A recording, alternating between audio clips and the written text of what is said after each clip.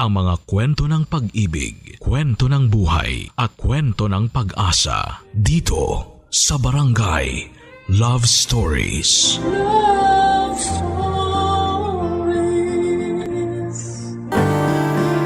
Maraming tao ang nakaranas ng pang-aasar, lalo na noong high school.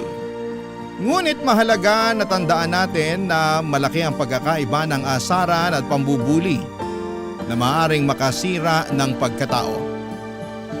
Ikaw kabarangay, naranasan mo na bang mabuli noong kabataan mo? Dear Papa Dudut, ako po si Matthew, 25 years old na sa ngayon, pero habang sinusulat ko po itong kwento ko para ipadala sa programa ninyo, ay hindi ko po maiwasang manginig ang mga kamay ko. Hanggang ngayon ay hindi ko pa rin talaga nakakalimutan ang mga nangyari sa akin, lalo na noong kabataan ko. Hindi po biro yung mga pinagdaanan ko at kahit na matagal na ang mga yon, nararamdaman ko pa rin ang galit at sakit sa tuwing naiisip ko. Madalas po kasi akong mabuli noong mga bata pa ako. At ang mga dahilan ay karaniwang nakikita sa aking physical na itsura. Nakasalamin po ako, payat, may pagka malamya kung kumilos, awkward at hindi po ako yung tipong palakaibigan. Isa pa ay hindi po ako madaldal at hindi rin ako mahilig makisalamuha. Kaya po madalas ang mga tao na nagsasabi na hindi daw ako approachable at totoo po yun. Noong high school po ay nahihirapan akong makahanap ng mga kaibigan na maiintindihan yung personality ko. Kaya po sa halip na ma-enjoy ko yung high school years ko, mas madalas po akong maging target ng pambubuli. Sa totoo lang Papa Dudut ay parang hindi ko pa rin talaga kayang mag-move on sa mga nangyari. Hindi ko po alam kung bakit hanggang ngayon. Kapag naiisip ko yon ay parang hindi ko na rin maintindihan ang mga emosyon ko. Galit, sakit at sama ng loob na hindi ko na mabura-bura tuwing nagpa-flashback. Yung mga nangyari sa akin noong high school. Naranasan ko po yung mga bagay na parang hindi ko na kayang ipaliwanag. Yung pinagtatawanan ka, pinahiya, minura at pinagsalitaan ng masasakit. Minsan nga po pakiramdam ko na parang isa akong clown sa mga mata nila. Parang bawat araw ko sa eskwelahan ay naging isang palabas ng mga pangungutya. Hindi ko po malilimutan yung pakiramdam na parang wala kang kwentang tao. Hanggang ngayon ay sinusumpa ko na hindi ko talaga dadaluhan ang high school reunion namin. Sigurado po akong maraming mga kabarangay natin ang may mga masayang alaala sa kanilang high school days at masaya naman po ako para sa kanila. Pero sa totoo lang ang naging karanasan ko po ay malaking kabaligtaran. Isa po sa mga hindi ko malilimutang tao noong senior high school ako ay si Leo. Siya po yung tinaguri ang campus crush ko noong mga panahon na yon. At halos lahat po ng mga estudyante sa school ay kilala siya. Pero para po sa akin siyang naging personifikasyon ng kayabangan. Kung iisipin mo ay parang lahat ng galit at dalawang pinakamalaking bagyo sa Pilipinas, yung bagyong Odette at Yolanda ay nasa iisang tao na. Sobrang lakas ng hangin at talagang nakakabasag ng araw. Tuwing makikita ko po siya ay nai-stress ako at nawawalan ako ng gana sa lahat ng bagay. Si Leo po ang tinutukoy ko dito, ang lalaking walang ginawa kundi ang asarin ako and not in a good way, Papa Dudut.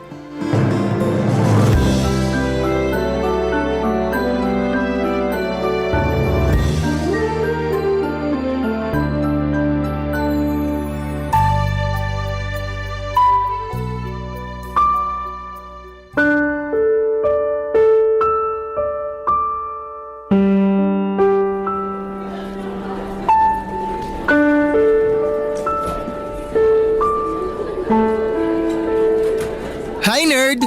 Mukhang bago eyeglasses natin ngayon ah. Patingin nga ako. Uy, ibalik mo yan!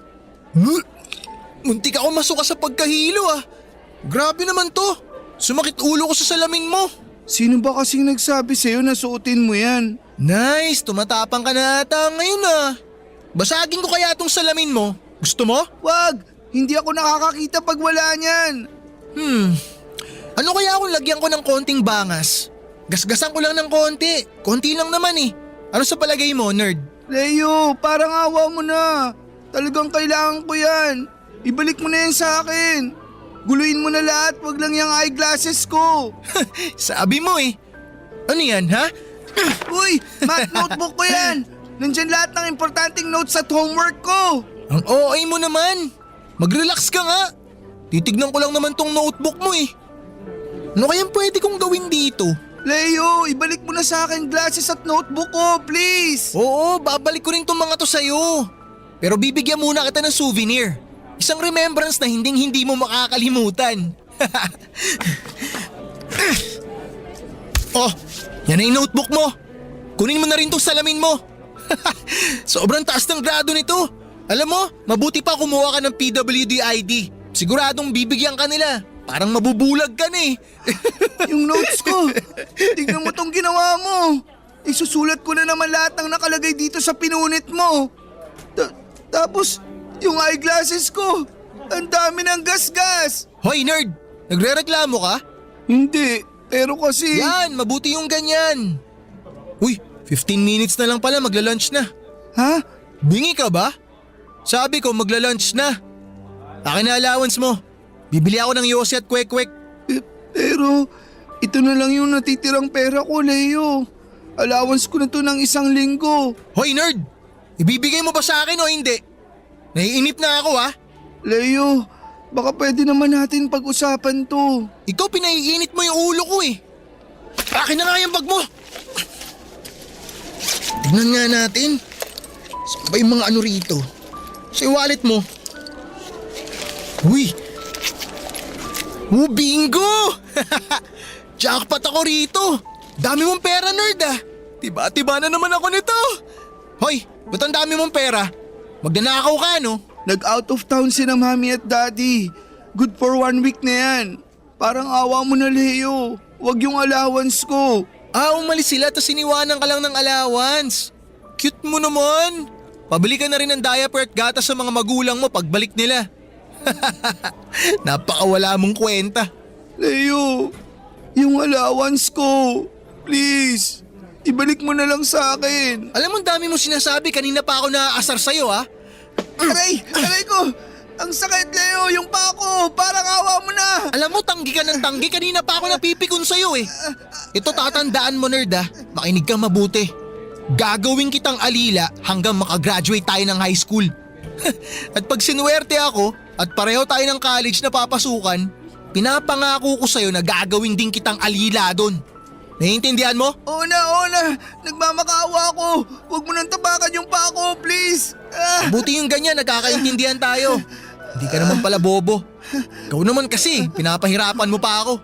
Ano bang kailangan kong gawin para lubayan mo ko? Paano kung sabihin kong wala? Leo, sige na naman oh. Huling taon na natin sa high school. Baka pwede namang magkabati na tayo. Magkabati sinasabi mo dyan. Napaka-corny mo naman. Bakit naman kita lulubayan kung nakukuha ko lahat ng gusto ko tuwing nilalapitan kita? Huwag kang antang ha. Salamat dito sa pera ha. Nga pala, hanapin mo na lang sa CR ng babae yung tumbler mo.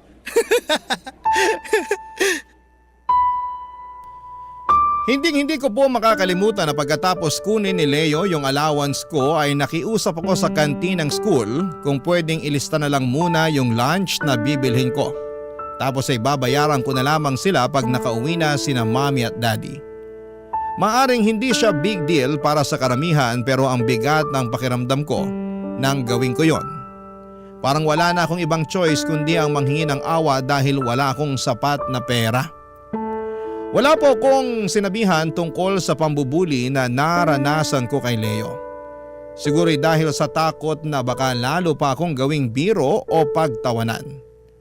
Yung tingin ko po sa mga tao sa school ko ay parang mga bully na rin sila At kasama na doon yung mga hindi gumagalaw o walang ginagawa para pigilan yung mga nakikita nila na pambubuli.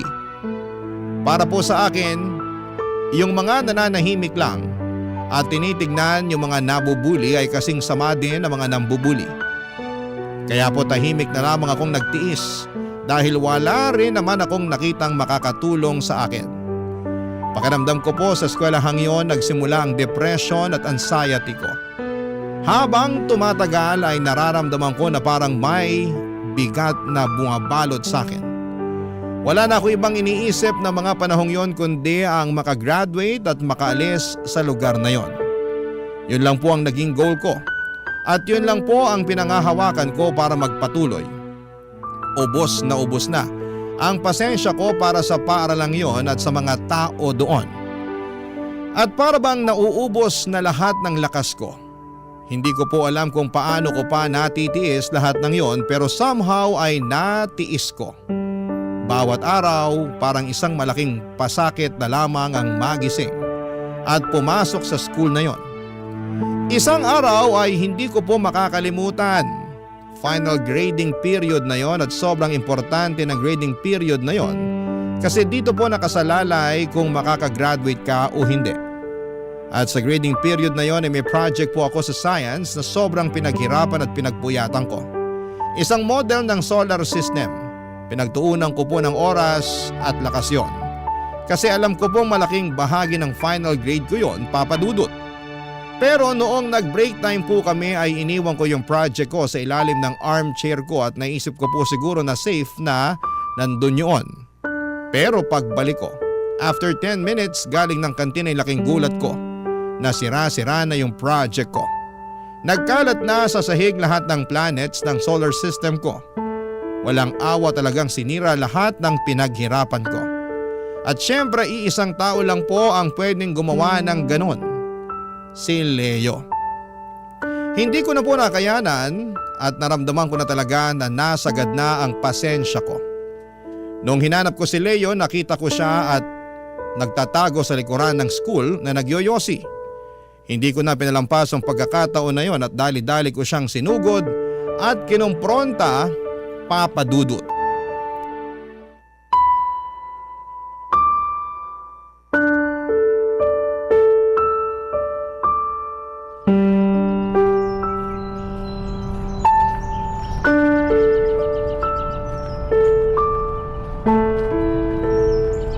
Leo! Wow, nerd! Nakakapagsalita ka na pala ngayon? Alam kong ikaw ang sumira ng project ko. Hoy, ikaw magdaan-daan ka sa pagbibintang mo ha. Pag di ako nakapagpigil sa'yo, sasapak-sapakin ko yung mukha mo. 3 gabi kong pinaghirapan yun, Leo. Tapos sisirain mo lang? Ang laki ng impact sa final grade natin ng project na yun. Ang dami mo sinasabi, may preba ka ba? Sawang-sawa, tapos na ako sa pang-aapi mo sa akin. Hindi ako makakapayag na sirain mo pa ang pagkakataon ko na makaalis sa malaimpyernong paaralan na to. Hindi ako makakapayag na bumagsak ako sa isang subject at hindi ako makagraduate dahil lang sa sinira mo ang project ko. Wow, ang haba nun ah! Congratulations, nerd ah! New achievement unlocked yan! Hindi ako nakikipagbiruan sa'yo, Leo. Mas lalong hindi ako nakikipagbiruan sa'yo. Eto ah, makinig ka sa sasabihin ko. Sige, ipagpalagay na natin na ako nga ang sumira sa project mo. Ang tanong, may ebidensya ka ba? Paano mo mapapatunayan na ako nga yung sumira? Sasamaan mo ako kay ma'am. Sasabihin mo sa kanya na ikaw mismo ang sumira ng project ko. Uy, ano ba? Huwag mo nga ako hilahin! Hindi ako sasama sa'yo! Sasamaan mo ako sa ayaw at sa gusto mo. Bitawan mo ako, isa! Aminin mo na kay ma'am yung ginawa mong pagsira sa project ko. Hoy Matthew, hindi ako nakikipagbiruan sa'yo ha! Wala nang ibang makakagawa nun sa project ko, Leo. Sabi ko nang bitawan mo ako eh. Yan tuloy. Nasapak ka sa mukha. Sumusobra ka na!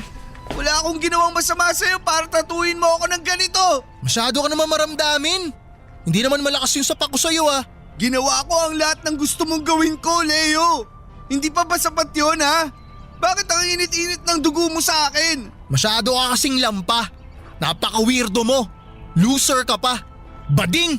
Alam mo, sa totoo lang, mas gugustuhin ko na lang na maging bading kaysa maging lalaki na tulad mo. Ah, talaga ba? Mas gugustuhin mo na maging bakla ka na lang? Ha? Gusto mo maging bakla? Gigigil ako sa'yo. Suntukin ko yung mukha mo eh. Sige, suntukin mo ako. Bugbugin mo na ako hanggang sa mawalan ako ng malay. Sagarin mo na. Di na. Di ko na kailangan gawin yon. Bakit pa? Baka hindi pa ako makagraduate ng dahil sa'yo. Eto lang talaga, ipagdasal mo na hindi tayo magkapareho ng college na papasukan. Anak, nang ubos na yung yosi ko.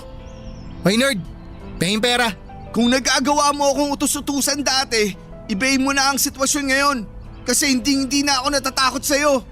Wala nang mas lalala pa sa ginawa mo sa project ko. Alam mo ba na posibleng hindi ako makagraduate ng dahil sa ginawa mo? Sige na, bigyan mo na akong pera. Gusto mo lang naman na sabihin ko kay ma'am yung totoo, di ba? Oo, yun lang. Okay, pumapayag na ako. Seryoso ka? Pero sa isang kondisyon. Ano yun? Bigyan mo ako ng pera pambili ng 2 kahan ng yosi. Pero 2 days na allowance ko na yun ah. Ayaw mo? O di bahala ka. Wala na tayong dapat pag-usapan dito. Sandali lang. Nag-aantay ako ng sagot mo, dali. Mainipin akong tao, di ba halata? Ano na? Sige na. Hindi na aabot ng deadline kung aayusin ko pa yung project ko na sinira mo. Oo na. Pumapayag na ako. Oh, ayun na ang pera mo. Ngayon, aaminin mo na ba kay ma'am yung ginawa mo sa project ko? Aaminin ko ba? Pag-iisipan ko muna. Nangako ka, Leo! Uy! Sabihin mo kay ma'am na ikaw ang sumira ng project ko! Bitiwan mo ako! Ang kapal na mukha mong hawakan ako? Subukan mong gawin sa akin ulit yon. Sisiguraduhin ko sa'yo na babasagin ko na yung mukha mo!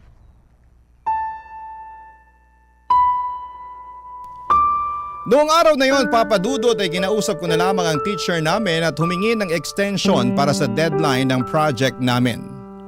At sa kabutihang palad ay pumayag siya. Inayos ko na lamang yung project ko na sinira ni Leo. Alam ko na wala akong konkretong ebidensya pero sa mga salita at kilos ni Leo ay malinaw na siya ang may gawa ng lahat ng yon. Walang bahid ng pagsisisi sa mukha niya at nakikita ko kung paano siya nakangiti habang pinagtatawanan ng ginawa niyang pagkasira sa project ko. Sa totoo lang, matagal na akong pinahihirapan ni Leo. Wala nang araw na hindi ako umiiyak ng patago dahil sa mga pambubuli niya.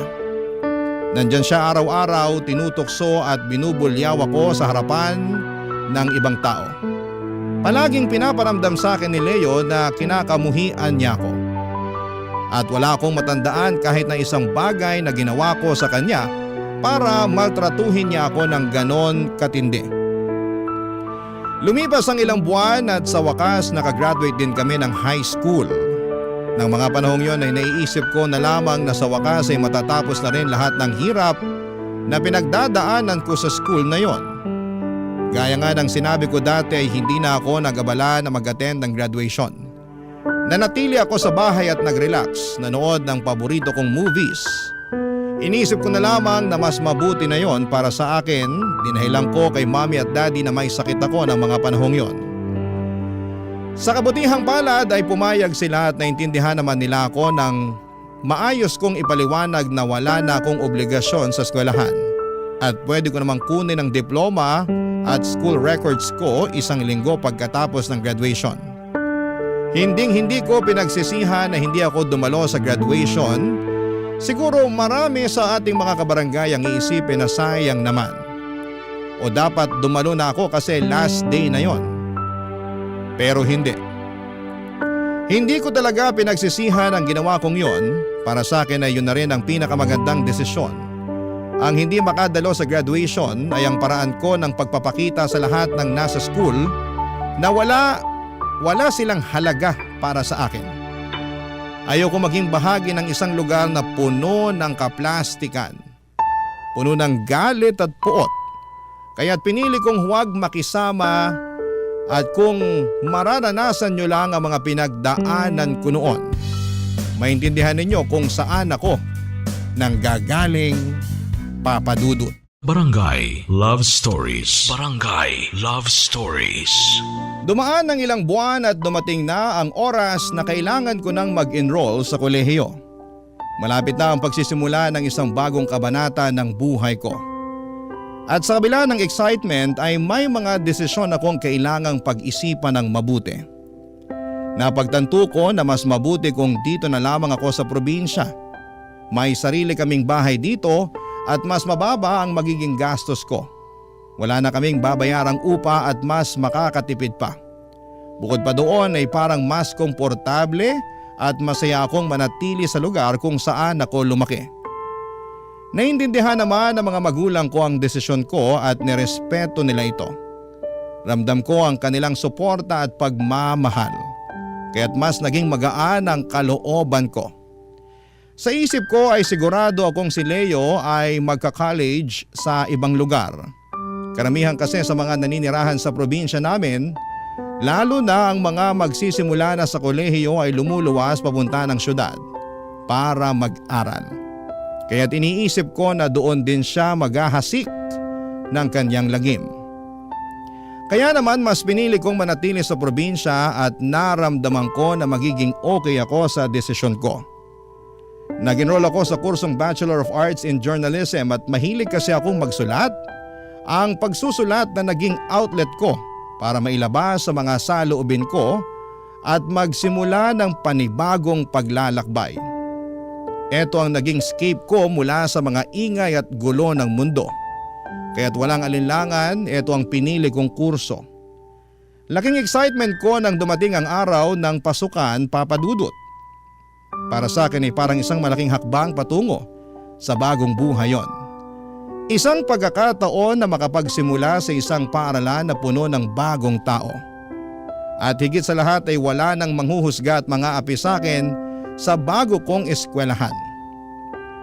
Nagsimula na nga ang unang araw ko sa kolehiyo at nag-ikot-ikot ako sa buong campus at pinag-aralan ng mga classrooms ng mga subjects na kinuha ko. Ang saya sa pakiramdam na parang isang bagong simula na naman ito sa buhay ko. Wala na ako sa high school at sa wakas ako na mismo ang maghuhubog ng aking landas. Pero hindi ko po inaasahan na ang saya ko noong una ay mabilis ding mapapalitan ng takot at kaba. Habang nag-iikot ako sa campus ay nakita ko ang isang taong matagal ko nang iniiwasan.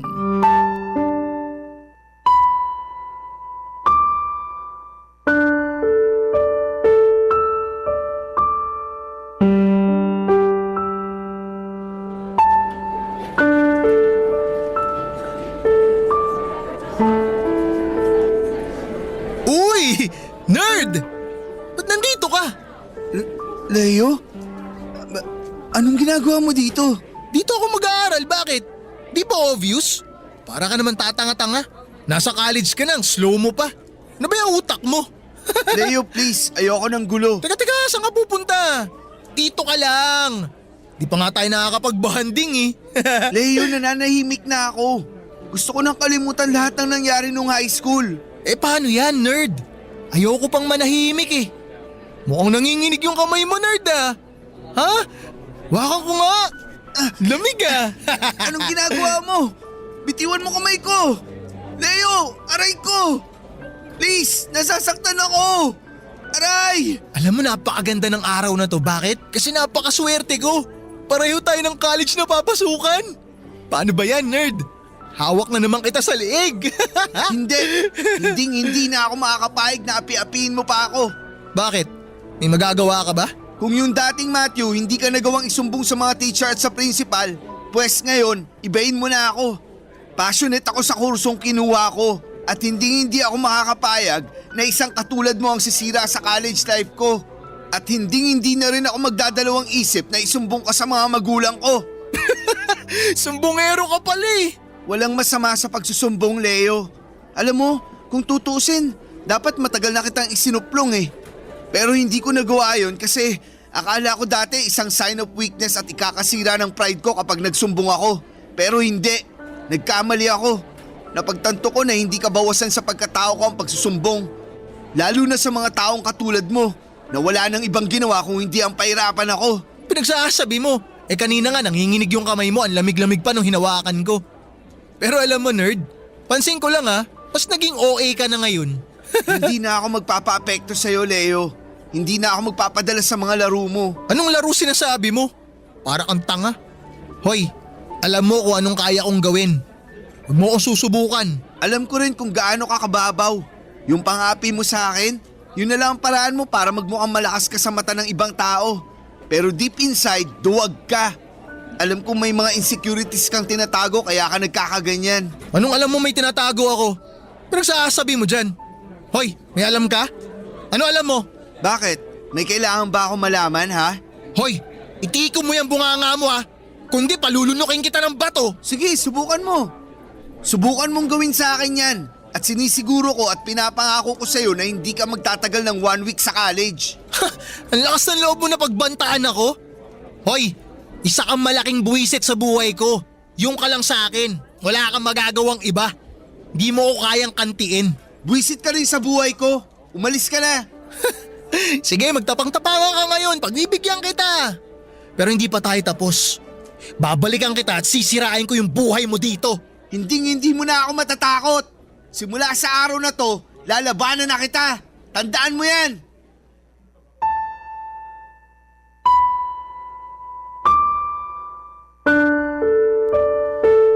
Medyo kinabahan ako noong kinumpronta ko si Leo Papadudut. Pero sobra akong proud sa sarili ko na nagawa ko yon. Hindi ko akalain na darating ang araw na magkakaroon ako ng lakas ng loob para harapin ang taong nang bubuli sa akin. Dito ko rin po napagtanto kung gaano kahalaga ang magsalita at magsumbong sa isang adult. Lalo na kung may nang bubuli sa iyo. Isa ito sa mga bagay na hindi ko nagawa noong high school kasi akala ko ay hindi ako matutulungan ng mga tao sa paligid ko at baka mawalan ako ng dignidad sa pagsusumbong. Pero mali ako. Sobrang mali, Papa Dudut. Habang tumatagal ay napansin ko na may mga tao pala sa paligid ko na handang tumulong at ang unang hakbang para matigil ang cycle ng bullying ay ang magsumbong. Kaya kung may mga kabarangay tayo dyan na nakakaranas ng bullying ay please lang, nakikiusap ako. Magsumbong kayo sa isang mapagkakatiwalaang adult. Doon lang matatapos ang cycle ng pambubuli. Huwag mong hayaang maging normal ang pang-aapi nila sa iyo. Sa buong 4 years ko sa college, maniwala kayo. Hinding-hindi na ako ginulo ni Leo. Siguro'y natakot siya sa pagbabanta ko na isusumbong ko siya kung hindi niya ako titigilan. Nagsumbong din ako sa isang teacher tungkol sa pambubuli na ginawa sa akin ni Leo noong high school. At sa tingin ko ay nalaman din ni Leo ang ginawa kong pagsusumbong sa kanya. At sa wakas ay naging tahimik na rin ang college life ko. Pero hindi ko inaasahan, Papa Dudut, na mag-drop out si Leo sa college noong second year college ako. Ang chismis na kumalat ay namatay daw sa isang car accident ang nanay at tatay niya. At may ipinamana raw sa kanya na negosyo kaya't hindi na niya kayang ipagpatuloy ang kanyang pag-aaral. Hindi ko na pinansin ang ibang detalye ng chismis na yon. Kasi kahit na naging malupit si Leo sa akin, nalungkot pa rin ako na nawalan siya ng mga magulang. Ilang taon nang lumipas at nakapagtapos din ako ng kolehiyo. Sobrang saya ko, Papa Dudut, at nasabi ko sa sarili ko na this is it, magiging ganap na adult na ako. Super proud sina Mommy at Daddy nang umakyat sila sa stage habang tinatanggap ko ang college diploma ko. Napagtanto ko rin na eto na yung tamang pagkakataon para lumuwas ako ng syudad at iwanan ang maliit na probinsya para tuparin ang mga pangarap ko. Pero naisip ko na deserve ko rin na mag-relax at mag-unwind bago ko simulan ang paghahanap ng trabaho. Kaya naman nag-decide akong pumunta sa isang maliit na resort na 30 minutes lang ang layo mula sa bahay namin. Parang solo travel pero local version. Nag-reserve ako ng room for 2 nights, magandang resort base doon sa pictures na nakikita ko online. Malinis ito, tapos may pool at room service pa. Pero ang hindi ko alam, Papa Dudut, ay dito ko pala haharaping muli ang isang pagsubok na matagal ko nang ibinaon sa limot.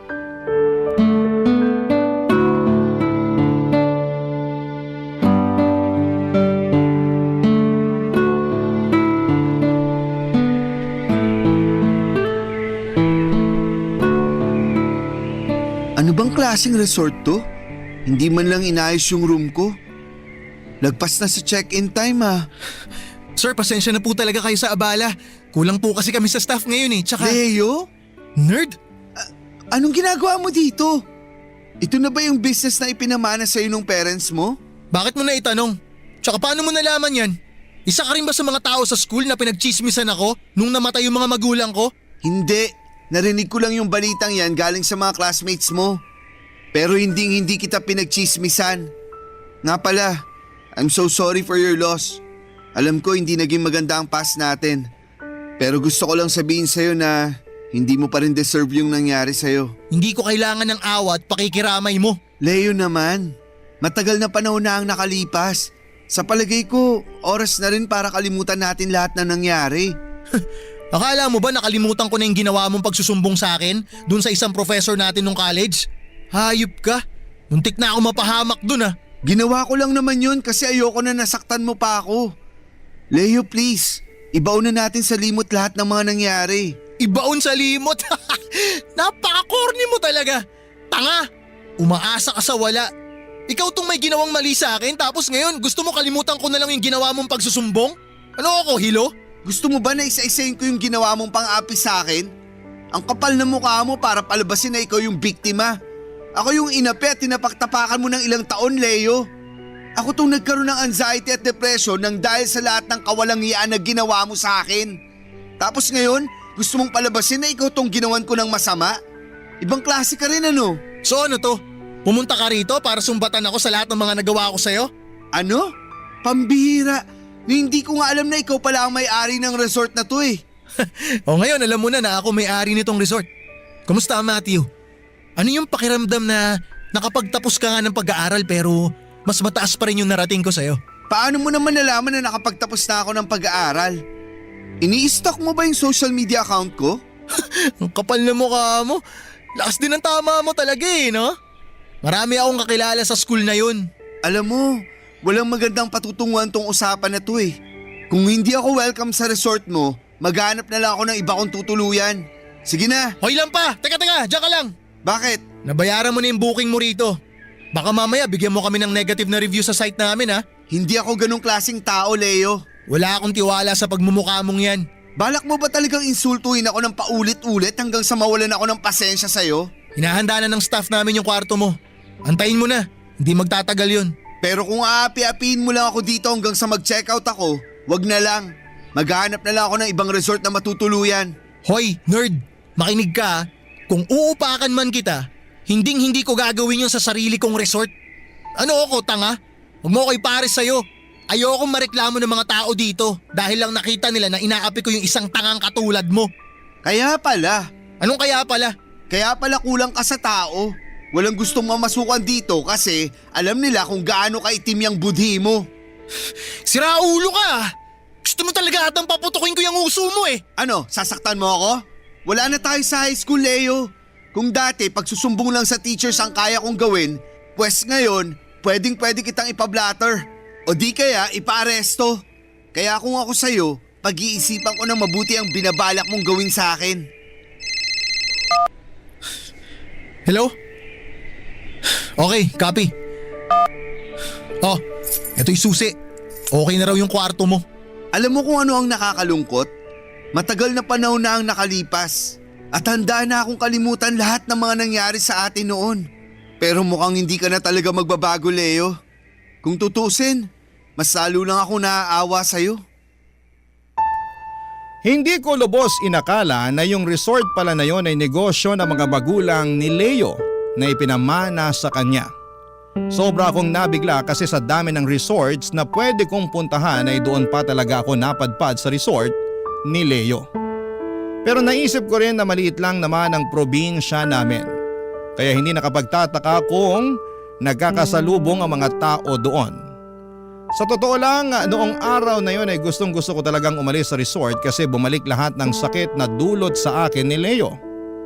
Pero naisip ko rin na sayang naman yung binayad ko sa room at advance booking pa. Tapos ay bayad na. Mabuti na lang at hindi ko na muling nakita si Leo habang naka-check-in ako doon. Nung nag-usap kami ni Leo ay medyo naging matapang ako pero to be honest, Papa Dudut ay takot ako at kinakabahan pa rin ako. Sa totoo lang ako pa rin yung dating Matthew na takot at palaging kinakabahan.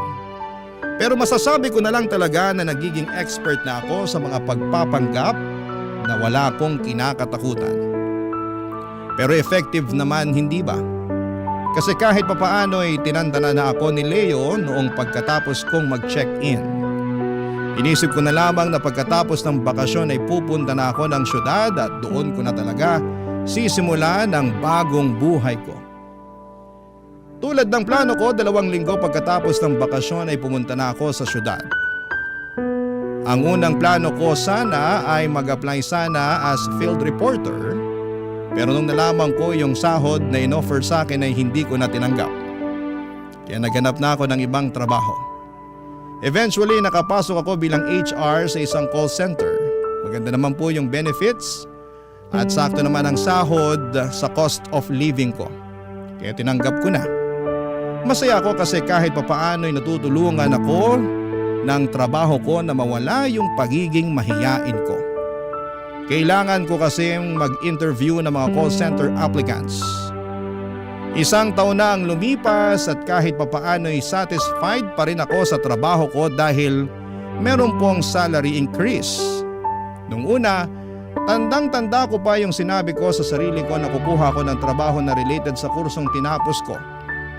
At hindi rin magtatagal ay aalis din ako sa trabaho ko bilang HR recruiter. Pero hindi ko namamalayan. Unti-unti na pala akong napamahal sa trabaho ko bilang HR recruiter. Tuwing may aplikanteng nakakapasa sa interview ay sobrang saya ko para sa kanila. Tapos yung mga hindi naman nakakapasa, parati ko silang ini-encourage na mag-apply muli at binibigyan ko sila ng tips kung papaano nila may improve ang kanilang skills. Para handa na sila kung sakaling mag-apply sila. Yung dating mahiyain at introvert na Matthew ngayon ay friendly na at hindi na kinakabahan tuwing kumakausap ng mga tao mula sa iba't ibang estado ng buhay. Malaki po ang naitulong ng trabaho ko bilang HR interviewer sa personal development ko. Ng mga panahong yon, Papa Dudut. Barangay Love Stories. Barangay Love Stories. Isang araw habang nagpapahinga ako sa apartment namin pagkatapos ng shift ko ay nag-scroll ako sa mga pictures sa cellphone ko at nakita ko yung mga photos ko noong nagstay ako sa resort ni Leo. Bigla akong na-curious kung may pagbabago pa sa resort. Kaya nag-research ako, Papa Dudut. Sobrang gulat ko nang malaman ko na sinarado na pala yung resort months ago at nag-file ng bankruptcy ang may-ari. Ayon po sa balita ay nalulung daw si Leo sa bisyo at hindi na niya nababayaran ng maayos sa mga empleyado. Kaya napilitan ito na isarado ang resort. Medyo malungkot ako kasi may potential sana ang resort na yon. Pero syempre iniiwasan ko na yung mga nangyari sa probinsya at tuluyan na akong nag-move on. Hanggang isang araw, may isang tao na nagpatigil sa puso ko at nagpalakas sa kaba ko. Habang chinecheck ko ang mga resume ng mga taong interviewin ko, noong araw na yun ay may nakita akong pangalan na talagang nagpatigil sa puso ko at nagpalakas sa kaba ko. Leo Garcia. Kahit na ang lamig-lamig ng aircon noong time na yon ay talagang pinagpawisan ako. Hindi ko alam kung bakit kasi noong nagkita kami sa resort niya, hindi naman ako ganito kakabado. Siguro kasi ay hindi ko iniisip na sa dinami-dami ng mga tao na pwede kong makasalubong sa bagong yugto ng buhay ko ay siya pa talaga ang makikita ko. Ang taong nagdulot sa akin ng maraming pasakit noong kabataan ko. Hindi ko alam kung bakit kami laging nagkakasalubong. At sa totoo lang ay naisipan ko nang mag-resign ang mga panahong yon kasi gusto ko na lamang talagang malayo sa kanya. Hindi ko makakalimutan kung paano ko talaga pinilit na gawing formal at professional ang interview. Nabigla ako kasi parang sobrang bait at marespeto ni Leo ng mga oras na yon. Sa totoo lang, Ang nasa isip ko lang noon ay sobrang plastic mo naman.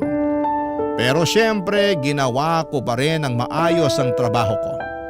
Napag-alaman ko rin sa interview namin na ang dahilan kung bakit nag-a-apply siya ng trabaho ay dahil gusto niyang magbagong buhay at iwanan yung nakaraan niya na punong-puno ng bisyo at pagsisisi. Hindi ko maipagkakaila na magaling siyang mag-English, Papa Dudut, at maganda rin ang problem-solving skills niya. Kaya yun rin mismo ang dahilan kung bakit siya nakapasa.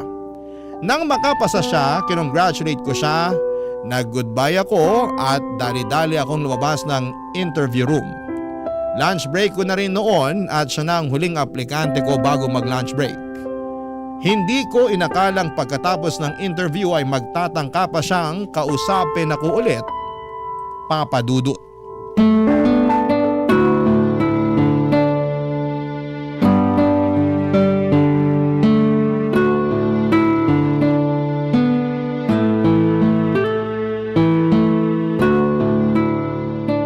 I-check mo na lang ang email mo for the next step regarding your application. Sobrang thank you talaga. Kung wala ka ng ibang tanong, I'll go ahead now. Matthew, sandali lang. Kukunin ko na tong pagkakataon na to para mag-sorry sa'yo. Pasensya ka na talaga ha, sa lahat ng mga nagawa ko. Alam ko na sobra-sobra yung sakit na naidulot ko sa'yo sa loob ng maraming taon. Narealize ko lang yun nung magsimula nang bumagsak yung negosyo ko. Tsaka nung unti-unting nawala sa buhay ko yung mga kaibigan ko. Ganun pala yung pakiramdam, no? Parang isang plastic na bote na kapag wala ng silbi, basta-basta ka na lang itatapon tsaka babaliwalain. Matthew, maniwala ka. Nung panahong nawala ang lahat sa akin, dun ko naisip na nakarma ako sa lahat ng mga nagawa ko sa'yo. Kung pwede ko lang sanang ibalik yung oras, mas mag-iisip ako ng tama. Hindi ko gagawin lahat ng mga ginawa ko sa'yo noon. Wala na tayong magagawa doon. Nangyari na ang nangyari. Ngayon, kung wala ka ng iba pang tanong, mauuna na ako. Matthew, teka lang sandali. Bitiwan mo ang kamay ko. This is so unprofessional. I'm sorry. Nabigla lang ako kaya hinila ko yung kamay mo. Please, pakinggan mo muna ako. Ang totoo niyan, sobra ako nai-insecure sa'yo noon. Kasi tanggap mo yung sarili mo kahit ang awkward mo. Kahit na loner ka nung high school tayo. Kailanman, hindi mo kinailangan na magpanggap. Hindi ka tulad ko. Kaya ako naman nagawa lahat ng yun sa'yo. Kasi ang totoo niyan, Matthew, hindi ako straight. Ano? Matthew, bakla ako. At yung dahilan kung bakit lagi kitang inaasar at binubuli dati, kasi gusto ko talagang mapalapit sa'yo. Ginawa ko yun kasi hindi ko kayang tanggapin yung nararamdaman ko eh. Hindi ko matanggap sa sarili ko na nahuhulog na pala yung loob ko sa kapwa ko lalaki. Ibig mong sabihin, all this time ginawa mo ang lahat ng yun dahil… Dahil mahal kita, Matthew. Mahal na mahal kita. Matagal na. Pambihirang pagmamahal yan, Leo. Kinawawa mo ako ng paulit-ulit hanggang sa umabot ako sa puntong ginusto ko nang mamatay. Kung yan ang tawag mo sa pagmamahal, mas mabuti pang wag mo na lang akong mahalin. Kasi hindi ko matitiis na mahalin ang isang hayop na katulad mo. Matthew, sorry. Sorry talaga. Gagawin ko lahat para mabigyan mo ako ng isa pang pagkakataon. Bigyan mo lang ako ng pagkakataon na makabawi sa'yo. Please, papatunayan ko sa'yo na nagbago na ako. Hindi na ako yung dating Leo na kilala mo. Please, Matthew. Leo, sabihin mo nga sa akin, kung hindi bumagsak yung negosyo mo, kung hindi mo naramdaman sa ibang tao yung mga pinaranas mo sa akin noon, sa tingin mo ba magkakaroon ka pa ng lakas ng loob para mag-sorry at aminin niyang nararamdaman mo? I don't think so. Kaya please lang, umalis ka na. Nagsasayang ka lang ng oras. Matthew, sige na naman oh. Hindi ako aalis dito hanggat hindi mo ko binibigyan ng isa pang pagkakataon. Please, please. Matagal kong hinintay ito na magkita tayo, Matthew. At ngayon na nandito na ako sa harapan mo, hindi ko na pakakawalan tong chance ko na to. Ayan! Old habits die hard nga talaga. Yan ang totoong ikaw, Leo. Yung tipong hindi tumitigil hanggang sa makuha mo yung gusto mo. Ganyan na ganyan yung ginawa mo sa akin nung high school, di ba? Kaya please lang, tigilan mo na to. Nananahimik na ako. Maniwala ka o sa hindi. Sobra akong inuusig ng konsensya ko tuwing naaalala ko yung mga nagawa ko sa'yo noon. Hindi mo deserve yung mga nagawa kong yun. Alam ko na napakagago kong tao. Pero Matthew, gusto ko nang itama lahat ng mga pagkakamali ko sa'yo. Gusto kong iparamdam sa'yo sa tamang paraan na mahal kita. Parang awa mo na Matthew, isang pagkakataon lang yung hinihingi ko sa'yo. Please. Gusto mong malaman kung bakit ka inuusig ng konsensya mo, ha? Dahil masama kang tao. Hindi ko nga akalain na may konsensya ka pa pala. Ngayon ko na-realize lahat ng mga pagkakamali ko. At ngayon tanggap ko na kung sino talaga ako. Mas malaya na ako ngayon. At mas madali ko nang mapaparamdam sa'yo kung gaano kita kamahal. Ine-expect mo ba talaga na ganun lang kadali at kasimple ang lahat, ha? Yung tipong magsusorry ka tapos patatawarin kita. At kinabukasan, itutulog ko lang yung sakit na dinulot mo sa akin ng napakatagal na panahon. At pagising ko, magiging okay na ang lahat? Sa tingin mo ganun lang kadali yun, ha? Sana nga ganun lang kadali, Leo. Pero hindi eh. Kasi hanggang ngayon, dala-dala ko pa rin yung sakit na pinaranas mo sa akin ng napakaraming taon. Gawin mo na lahat ng gusto mong gawin sa akin. Gusto mo akong saktan? Gawin mo. Suntukin mo ako. Bugbugin mo ako. Titiisin ko lahat yun, Matthew. Kahit gaano kahirap. Basta mapatawad mo lang ako. Hinding-hindi na kita mapapatawad, Leo. Walang tigil yung takbo ng utak ko kakaisip kung may mali ba sa akin noong mga panahong binubuli mo ako. I'm sorry. Pero isang malaking suntok sa buwan ang gusto mong mangyari. Naiintindihan ko kung hindi mo pa ako kayang patawarin sa ngayon. Pero kahit na hindi mo pa ako kayang patawarin, sana hayaan mo ako na ipakita at iparamdam sa'yo kung gaano ko pinagsisisihan ng lahat. Pero huli na ang lahat, Leo. Pinaramdam mo sa akin na para akong walang kwentang tao noong mga panahong kinailangan ko ang pagmamahal na sinasabi mo. Nanumbalik lahat ng sakit na dinulot mo sa akin nung nakita kita. Habang buhay na nakatatak sa puso at isipan ko ang lahat ng ginawa mo sa akin. Hindi kita masisisi. Alam ko na nakatatak na sa puso at isipan mo lahat ng nagawa ko sa'yo. At habang buhay kong dadalhin yun. Habang buhay ako makukonsensya, Matthew. Alam ko na wala akong karapatan na humingi ng tawad sa'yo pero hindi ako titigil. Papatunayan ko pa rin sa'yo kung gaano ko pinagsisisihan ang lahat. At kung gaano kita kamahal, Matthew. Leo, I'm leaving. At kung ako sa'yo, mag-focus ka na lang sa bago mong trabaho. Gaya nung sinabi ko kanina, nagsasayang ka lang ng oras mo.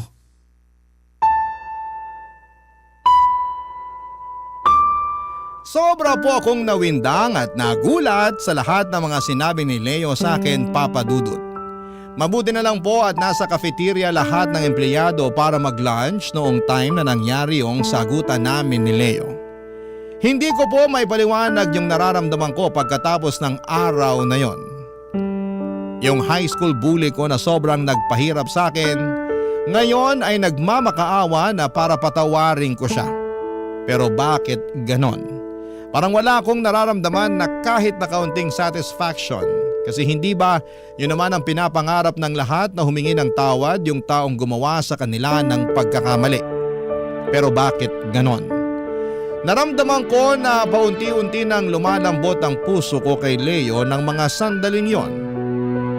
Pero sadyang pinigilan ko lang talaga ang nararamdaman ko at sinubukan ko na lamang na pairalin ang galit ko. Pero sobrang hirap gawin yon. Kasi mukhang sincere at sising-sisi rin si Leo noong kinausap niya ako. Gulong-gulo ako sa mga emosyon ng mga panahong yon. Hindi ko akalain na ang dahilan ng pambubuli ni Leo sa akin ay dahil hindi niya matanggap na hindi siya straight. At unti-unti niyang nararamdaman na nahuhulog na pala ang loob niya sa akin. Ewan ko ba kung matatawa ako o mapipikon ako sa mga sinabi niyang yon, Papa Dudut. Ang labo lang kasi alam kong hindi yon valid na reason para manakit ka ng kapwa mo. Kung sana nga lang kung sana'y tinanggap niya agad yung nararamdaman niya at ang tunay niya na pagkatao noong simula pa lang ay baka hindi na umabot sa puntong kailangan niya pa akong ibuli. para ilabas ang lahat ng nararamdaman niya. Kaya tuwing naaalala ko ang lahat ng ginawa niya ay mas lalo lang nadadagdagan ang galit ko. Pero sobrang nakakapanibago kasi yung Leo na nasa isipan ko, yung Leo na ginawa akong punching bag ay sobrang iba na sa Leo na nakikita ko ngayon sa building. Hindi na ako tinigilan ni Leo, inalam niya kung saan ang locker ko at palagi niyang iniiwanan ng chocolates, bulaklak at mga letters sa labas ng locker ko. May mga pagkakataon pa nga na inaabangan niya ako sa labas ng building pero hindi ko siya kinikibo at lagi po akong nagpapanggap na hindi ko siya kilala. Pero hindi ko po akalain na may mangyayaring isang pagkakataon na magpapabago ng lahat ng pagtingin ko kay Leo. Gabi po yun at pauwi na ako galing sa shift ko.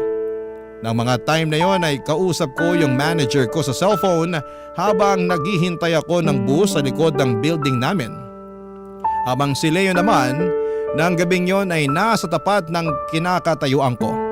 Sa smoking area, nagyoyosi. Sabi ko sa sarili ko noong time na yon ay hindi na talaga nagbago ang loko.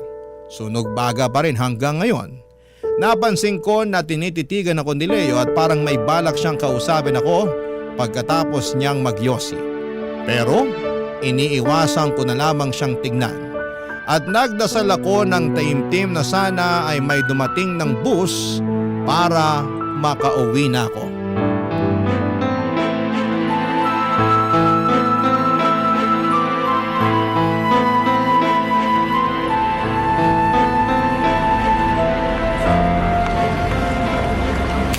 Yung cellphone ko! Sabi ko na nga ba, snatcher yun eh. Matthew, diyan ka lang. Babawiin ko yung cellphone mo. Leo! Wag na!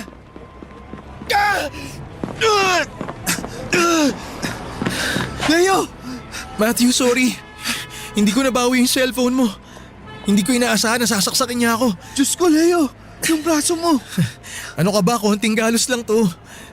Malayo naman to sa bituka eh. Promise, ayos lang ako. Anong konting galos? Ang lalim ng sugat mo! Kailangan natin bumalik ng office! May clinic doon, halika na! Matthew, ano ka ba? Huwag ka na mag-alala. Okay lang ako. Huwag ka na nga magmatigas! Bakit mo pa kasi hinabol yun? Hindi ka ba nag-iisip? Mabuti na nga lang at yan lang napala mo. E paano kung baril ang dala nun, ha?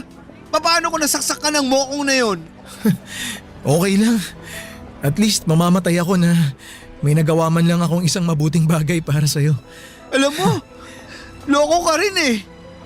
Leo, sa totoo lang, galit pa rin ako sa'yo. Pero alam mo kung saan ako mas nagagalit?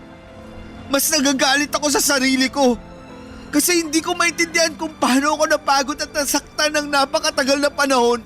Tapos, bigla na lang dadating ang araw na di ko namamalayan na unti-unti na rin palang nahuhulog ang loob ko sa'yo. Anong sabi mo?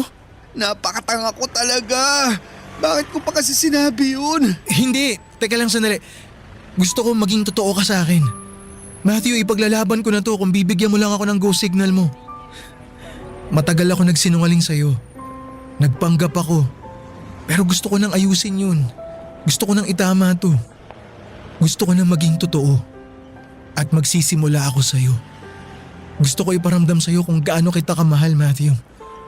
Pero hindi kita mamadaliin. Alam ko na hindi biro yung dinanas mo sa lahat ng mga nagawa ko. At kung kailangan ko maghintay habang buhay para mapatawad mo, titiisin ko yun. Gagawin ko yun. Hindi ko alam kung pagsisisihan ko to. Pero oo na. Anong pero oo na? Anong ibig mong sabihin? Pinapatawad na kita. Seryoso ka ba? Paano kita matatanggihan? Binuwis mo na nga yung buhay mo para sa akin. Matthew, thank you. Pinapangako ko sa'yo hindi mo pagsisisihan ang araw na to. At hindi ko sasayangin yung chance na binigay mo sa akin. Thank you. Aray, Thank Leo, you. medyo masakit na. Ay. Daan-daan naman sa pagyakap mo. Sorry, hindi ko sinasadya. Nabigla lang ako. Pero sandali lang. Lilinawin ko lang ha. Pinapatawad kita. Pero hindi pa kita sinasagot. Sandali nga lang. Sa totoo lang, ako tong naguguluhan sa'yo eh. Ano ba? Humihingi ka ba ng tawad sa mga nagawa mo sa akin o nililigawan mo na ba ako? Paano kung sabihin ko sa'yong pareho? Leo, Aaminin ko, oo, totoong nahulog na rin ang loob ko sa'yo. Pero hindi ko pa alam kung handa na ako makipagrelasyon sa'yo. Alam ko na hanggang ngayon nabibigla ka pa rin. Pero hindi kita minamadali. Narealize ko rin na hindi naman natin talaga kailangan magmadali. Sapat na sa akin to, yung pinatawad mo ko. Habang buhay kong tatanawin na utang na loob yun sa'yo. Salamat, Leo. Sapat na sa akin yung binigyan mo ako ng chance para maipakita sa'yo kung gaano ko pinagsisisihan yung mga nagawa ko sa'yo noon. Kung tutuusin nga, sobrang swerte ko dahil bumabawi sa akin yung high school bully ko. Hindi lahat ng nabubuli nabibigyan ng ganitong chance. Alam ko pero hindi pa rin nun mababago yung katotohanan na maling-mali yung mga ginawa ko sa'yo noon. Lalong-lalo na nung high school tayo. Leo. Hindi ko na mababago yung mga nagawa kong yun. Pero hindi pa naman siguro huli ang lahat para iparamdam ko sa'yo araw-araw na hindi mo deserve yung mga nagawa kong yun. Pero bago ka bumawi sa akin, babalik na muna tayo ng opisina. Dadali na talaga kita sa klinik. Kailangan natin patignan yung sugat mo. Sabi ko naman sa'yo malayo sa bituka to eh. Ano ba? Dadalhin kita sa klinik o babawiin ko yung sinabi kong pinapatawad na kita? Eto naman gumaganon pa. O sige na magpapaubaya na ako sa'yo. Tara na sa klinik kung yun ang gusto mo. Puro kakalokohan. Halika na. Pumunta kami sa klinik ng office namin ang gabing yon, Papa Dudut. At sa awa ng Diyos ay naagapan naman ang sugat ni Leo. Sa totoo lang ay gumaan na rin ang pakiramdam ko nang pinatawad ko siya. Narealize ko na masarap palang magpatawad lalo na kung sincero or genuine ang humihingi ng tawad. Ng mga panahong yon pakiramdam ko ay gusto na akong ligawan ni Leo. Pero nag-alinlangan siya dahil sobrang guilty pa rin siya sa mga nagawa niya noong high school ako. Pero kahit na ganoon, ay hindi po siya tumigil sa pagpaparamdam sa akin na espesyal ako. Kinalaunan ay pumayag na rin ako na manligaw siya at sa sobrang saya niya nang sinabi ko yon, niyakap naman niya ako ng sobrang higpit. At para bang gusto niyang ipagmalaki sa buong mundo na pumayag na akong ligawan siya. Pagkatapos ng isang taon ng panliligaw ay sinagot ko na siya, Papa Dudut, at sobrang tuwa niya. Ngayon ay pareho na kaming 29 years old at 14 years na ang nakalipas mula nang graduate kami ng high school.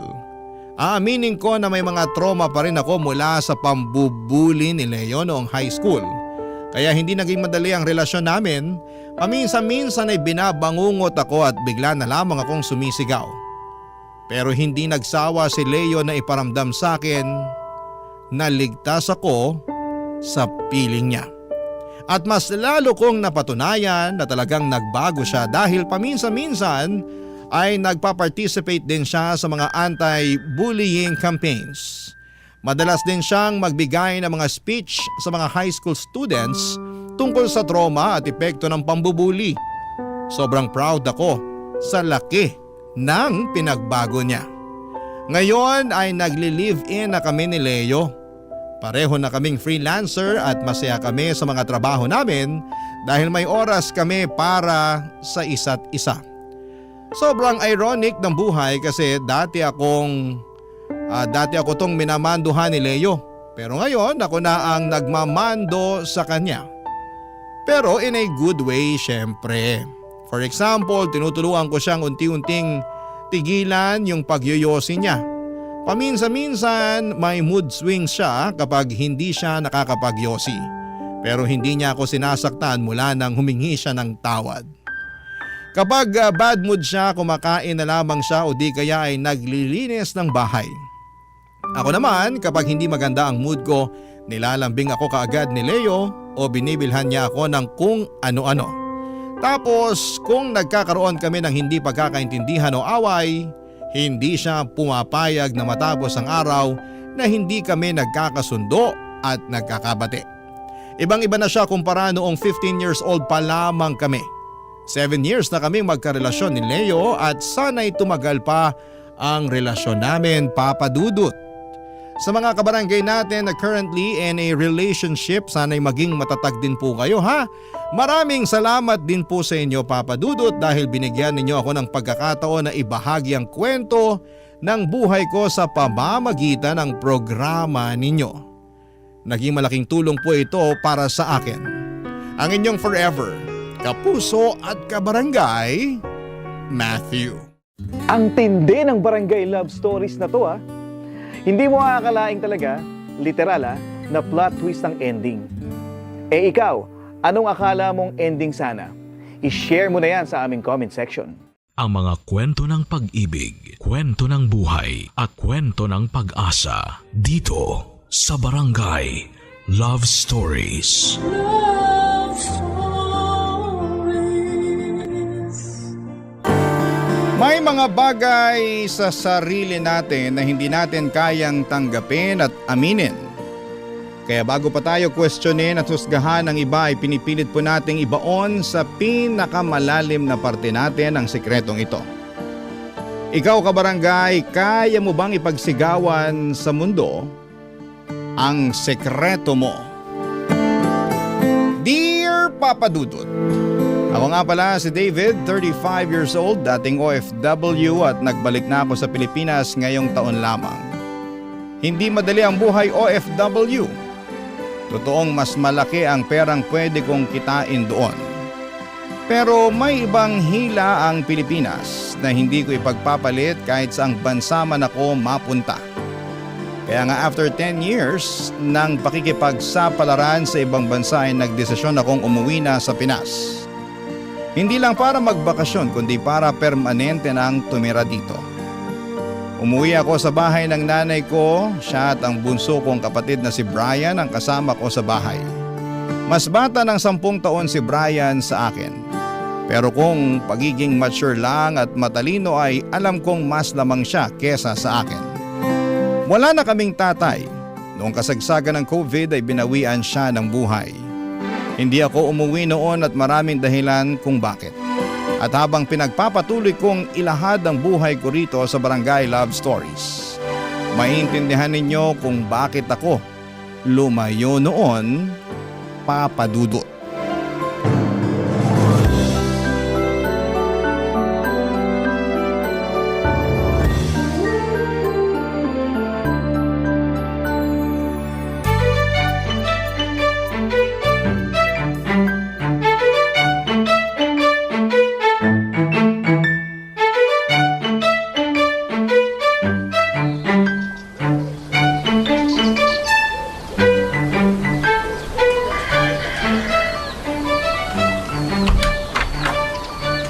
Tagal kang hinintay ng kwarto mo na makabalik, David! Welcome back, anak! Salamat, Nay. Parang walang pinagbago ang kwarto ko Oh, naka-display pa rin sa dingding ang picture ko nung high school graduation ko. Pansinin mo rin ang bedsheet mo. Iyan ang paborito mong bedsheet, hindi ba? Ito nga yun. Ito yung pinagtagpi-tagpi ni Lola Inday ng mga retasong tela para makagawa ng bedsheet. Di ba yan yung project mo sa, home economics class ba yun? Nako, Nay. Ako ang pinakamataas na grade noon sa home economics. Dahil dito sa bedsheet na tinahi ni Lola Inday. Samantalang ang ambag ko lang naman noon abutan siya ng gunting at karayom. Hindi ko ipinagamit kahit kanino ang bedsheet na to. Nainggit nga si Brian nung nakita niya tong bedsheet. Bakit daw hindi siya ipinagtahi ni Lola Inday ng ganito? Ang bilis na talaga magselos nun ni Brian, no? Sinubukan naman siyang tahian ng Lola Inday niyo noon. Kaya lang... Kaya lang, hindi natapos ni Lola Inday na tahiin kasi namatay na siya agad.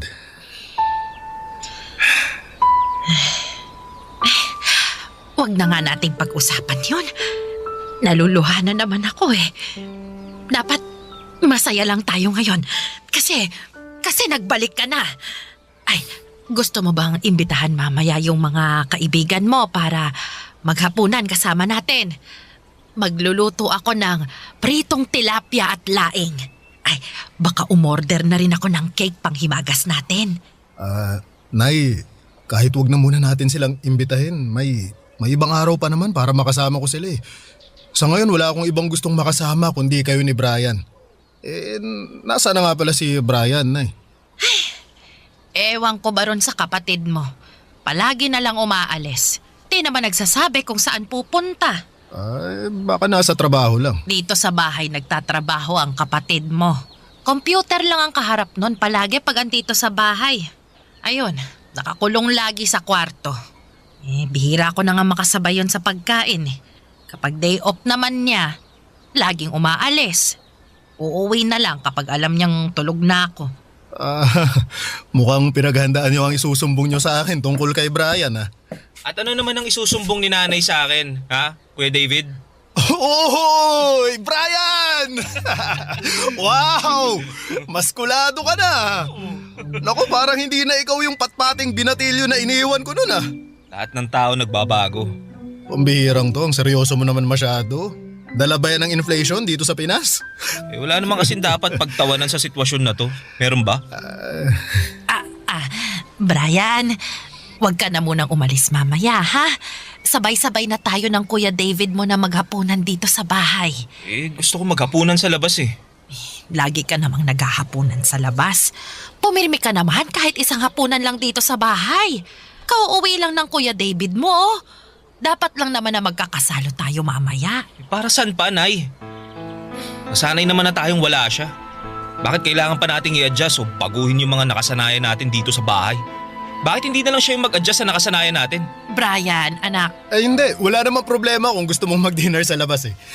Kahit kami na lang muna ni nanay ang magkasama. Nauna naman siguro ang plano mong mag-dinner sa labas eh, di ba? Hindi rin. Ngayon ko lang naisip na sa labas na ako maghahapunan. As in, ngayon lang.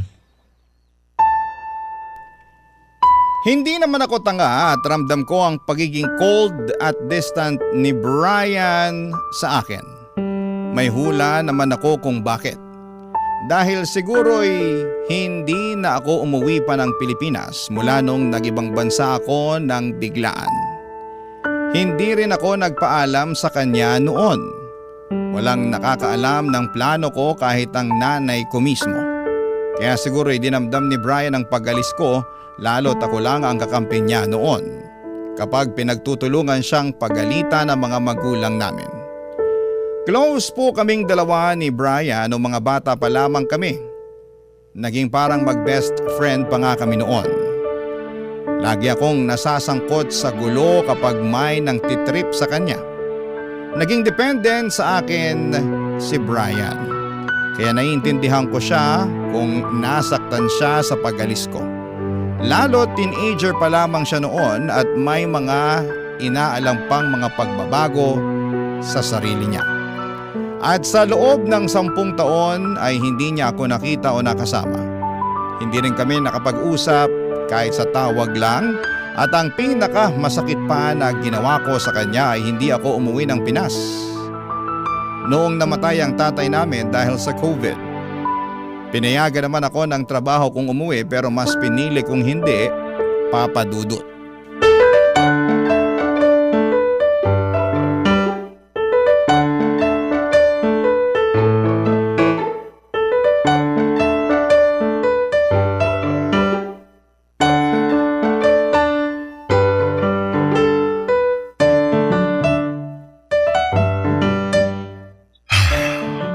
Nasaan na ba yung si Brian? Laki! Ayun lang pala. Brian, pwede ba kitang makausap? Anong kailangan mo? Busy ako. Wala naman. Naisip ko lang makipagkwentuhan sa'yo.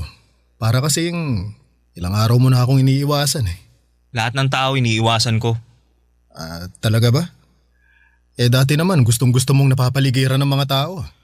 Hanggang ngayon ba iniisip mo pa rin na bata ako? Nakatulad pa rin ako ng dati? Tagal mong nawala, kuya. Hindi imposible ang pagbabago sa akin. Nagtatanong lang ako ha, hindi kita inaatake. Para kasing walang karapatan ng ibang tao na magbago eh. Uy, hindi naman ganun ang ibig kong sabihin. Medyo nagulat lang ako na... di bale. Basta gusto lang naman kitang kumustahin talaga eh. Okay lang ako. Lumabas ka na, may ginagawa pa ako. Nagpalit na pala kayo ng kwarto ni nanay, no?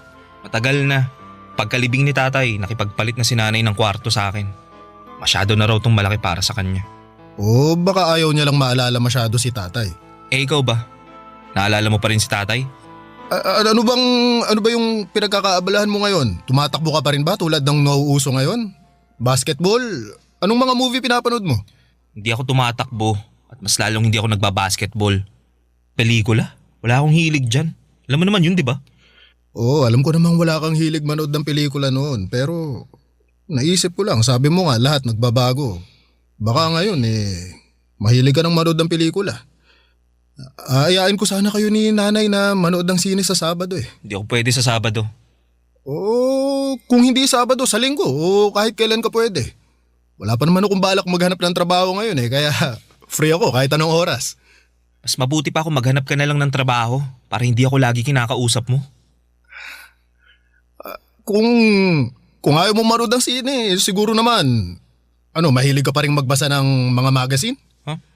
Hindi Hindi ako nagbabasa ng mga magazine. Sinungaling pa to Ano tong magazine na binabasa mo kanina ha? Ito. Ano ba? Ano ba Kuya David? Huwag mo kong pakialaman yung magazine ko. Akin na.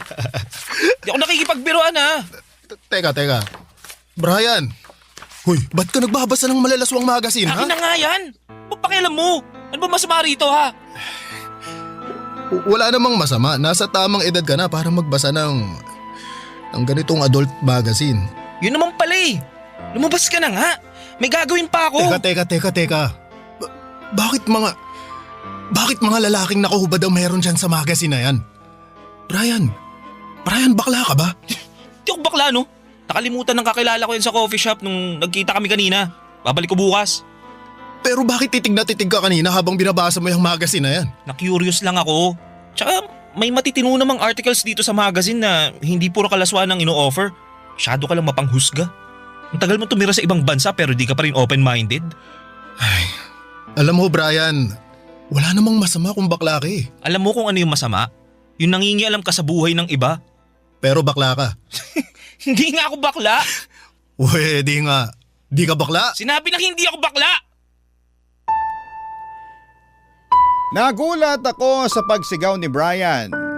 Nagalit siya sa akin at lumabas na ako ng kwarto niya para magpababa na siya ng emosyon niya. Alam kong mali na dineretsa ko siya ng ganon. Akala ko kasi ay open na siya sa kasarian niya kahit na hindi niya aminin. Ramdam kong bakla si Brian. Wala namang straight na lalaki ang titingin sa mga gay magazine, hindi ba? Ang mga straight na lalaki ay naiilang kapag nakakakita ng hubad na katawan ng ibang lalaki. Nakita ko pa si Brian na nakatitig sa laman ng magazine habang nagpapakawala ng pilyong ngiti. Hindi naman sana ganito kalala ang pagdududa ko sa kasarian ni Brian. Pero noong mga bata pa lamang kami ay laging sumasama si Brian sa mga kalaro niya para magbahay-bahayan. Imbes na siya ang ama o anak na lalaki ay siya madalasang magpresenta bilang isang nanay. Kahit naman may mga babae silang kasama sa larong yon. Isang beses din sa pakikipaglaro niya ng kasal-kasalan, siya rin ang naging bride. At nahuli ko nga siya papadudot na hinahalikan ang kanyang groom nang walang pag-aalinlangan ng mga oras na yon. Barangay Love Stories. Barangay Love Stories. At kahit sinabi na ni Brian na hindi siya bakla ay ayaw ko pa rin yung paniwalaan. Inobserbahan ko siya sa bawat galaw niya at dahil doon ay mas lumakas ang kutob kong bakla nga siya. Gusto ko siyang paaminin pero hindi ko magawa. Problema ko na siguro ito. Gusto kong pinapatunayan na tama mga hinala ko. Sorry na lang sa kapatid kong si Brian kung siya ang pinuntirya ko. Kaya naman gumawa po ako ng mga paraan para mapaamin ang kapatid ko sa totoong kasarian niya. May nakilala akong babae sa bar, itago na lang natin sa pangalang Lily, kaedad ni Brian. Naisip ko magagamit ko si Lily para mapaamin ang kapatid ko. Kinaibigan ko si Lily at napapayag na kitain ito si Brian sa bahay namin. Importanteng malaman ko ang katotohanan sa kapatid ko. Kaya naman dinala ko si Lily sa bahay at ipinakilala na kay David, kay Brian, at doon ay nagkaroon ng gulo, Papa Dudut.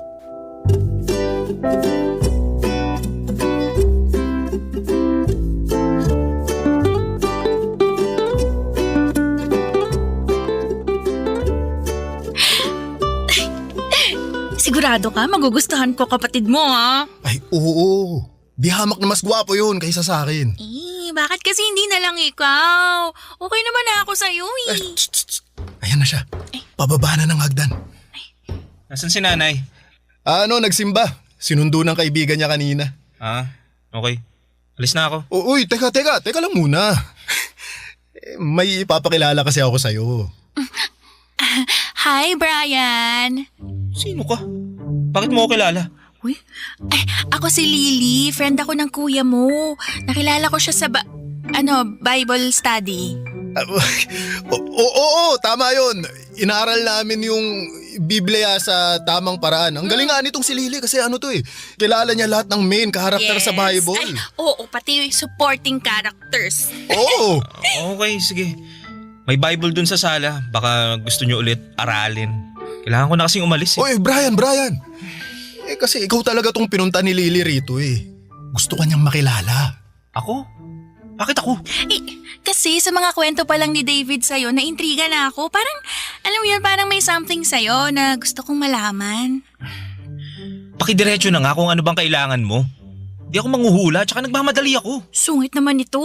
Alam mo, bet na bet ko pa naman yung mga lalaking suplado. Nakakagigil. Alam mo, Brian, feeling ko magkakasundo kayo na ito ni Lily. Magkakasundo kami. Hindi ko nga maintindihan kung anong pinagsasasabi niyan eh. Dahan-dahan naman sa pananalita, Brian. Babae pa rin si Lily. Respetuhin mo naman. Ay, nako. Kahit hindi mo na ako respetuhin, bastusin mo na lang ako. Mas ready ako dyan. Ganyan ka ba talagang klase ng babae? Hirap mo palang biruin at harutin. Kasi wala akong oras para dyan. Wala ka bang oras o hindi ka lang talaga interesado sa akin? Ay, salamat at ikaw na mismo nagsabi. Tama ka. Di talaga ako interesado sa'yo. Sa mga katulad mo. Excuse me, sa mga katulad ko? Pakilinaw mo nga kasi parang mas matalino ka kaysa sa akin eh. Di mo ba nakikita sarili mo? Kailangan ako pa magdikta ng mga mali sa'yo, ha? Excuse me, ano bang mali sa akin? Yung dibdib ko? Balakang ko? Yung mahaba kong buhok? Yung mukha akong plakado sa makeup? O dahil babae ako? Ano ibig mo sabihin? Lahat ng lalaking nakakita sa akin halos maglaway na at magmakaawa para lang pansinin ko sila. Pero ikaw, kahit siguro ako na lang natitirang babae sa mundo, hindi mo pa rin ako magugustuhan eh. Hindi kasi kita type. Yun lang yun. Or baka naman kasi bakla ka. Yun lang naman ang nakikita kong dahilan kung bakit hindi mo ako magugustuhan. O ano, tama ako diba? Bakla ka nga. Bakla ka. Aray! Brian! Bakit mo pinitik yung bibig ko, ha? Dahil bastos yung bunganga mo. Sinabihan lang kitang bakla, bastos na agad. Dahil malaking insulto sa akin na tinawag mo akong bakla. Dahil hindi nga ako bakla. Bakit wala namang masama sa pagiging bakla, ah? Maliban na lang kung hindi mo tanggap na bakla ka. Alam nyo, nagsasayang lang ako ng oras sa inyo eh. Diyan na nga kayo, mga abnoy. Hoy, Brian! Hayaan mo na nga yung kapatid mo. Lily, pasensya na ha. Nasaktan ka pa tuloy. Wala to, maliit na bagay. Pero alam mo, mukhang tama nga ang hinala mo. Miyembro ng ikatlong kasarian yung Brian na yan.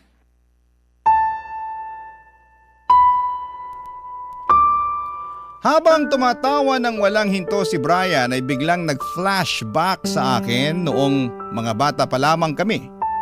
Bungis-ngis talaga si Brian at nakakaaliw ang inosente niyang tawa. Sa tuwing naririnig ko noon ang tawa niya ay alam kong totoong masaya siya.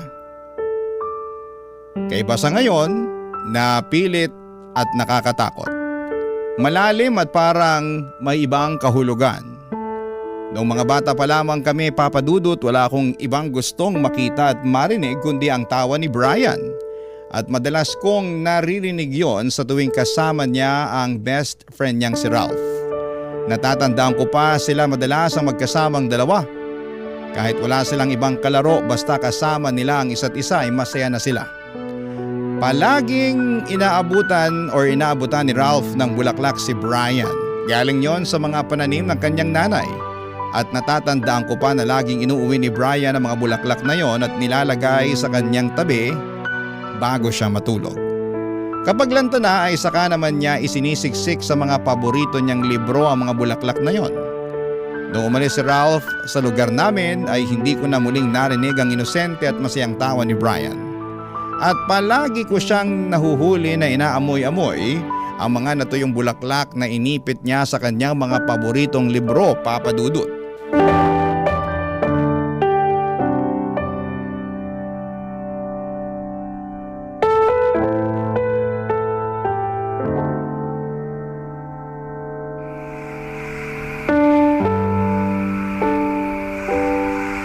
Brian, Ano naman ba yun, Kuya David? hihingi lang sana ako ng sorry dun sa nangyari kanina. Alin? Yung pambabastos niyo sa akin ni Lily? Hindi naman kasi yun ang intensyon namin. Gusto ko lang ireto si Lily sa'yo, mabait naman yun. Bulgaran lang magsalita pero maayos yun. Bakit hindi na lang ikaw ang manligaw sa kanya kung maayos siya sa paningin mo? Sabi kasi sa akin ni nanay, single ka pa rin hanggang ngayon eh. Ano naman? Alam mo, naalala ko lang kanina habang kaharap ko si Lily. Lumabas ka na nga ng kwarto ko, Kuya David. Marami pa akong kailangang gawin. Hindi mo ba napansin? Pareha sila ng kulay ng lipstick ni nanay noon. Matingkad na pink.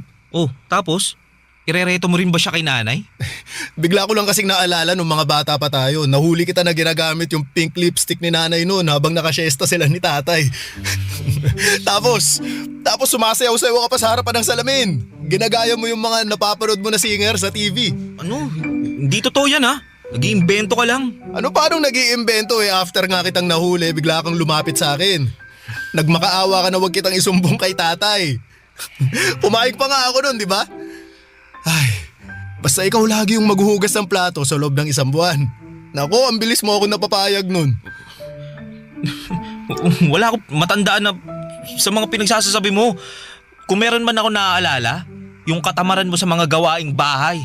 Kaya lagi ako inutusan ni nanay. Oy, teka, ito sigurado ako, natatandaan mo to. Hindi ka pa talaga titigil hanggat hindi ako napapahiya ng todo no? Hindi naman kasi yung nakakahiya. O saka ito pa ha.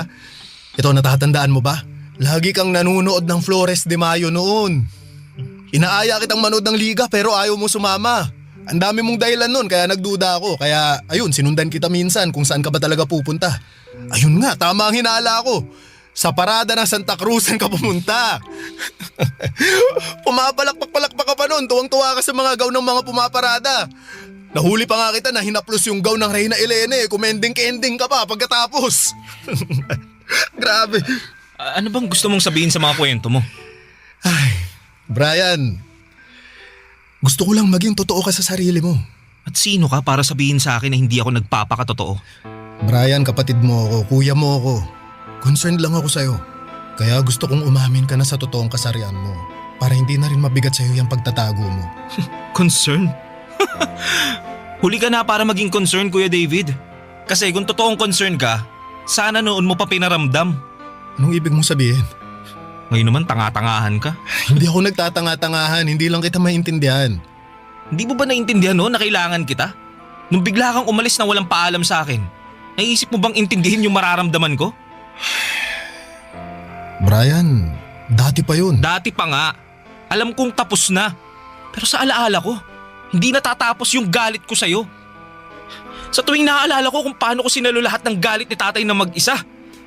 Wala ka naman dun para tulungan ako Mag-isa kong hinarap lahat ng pananakit ni tatay.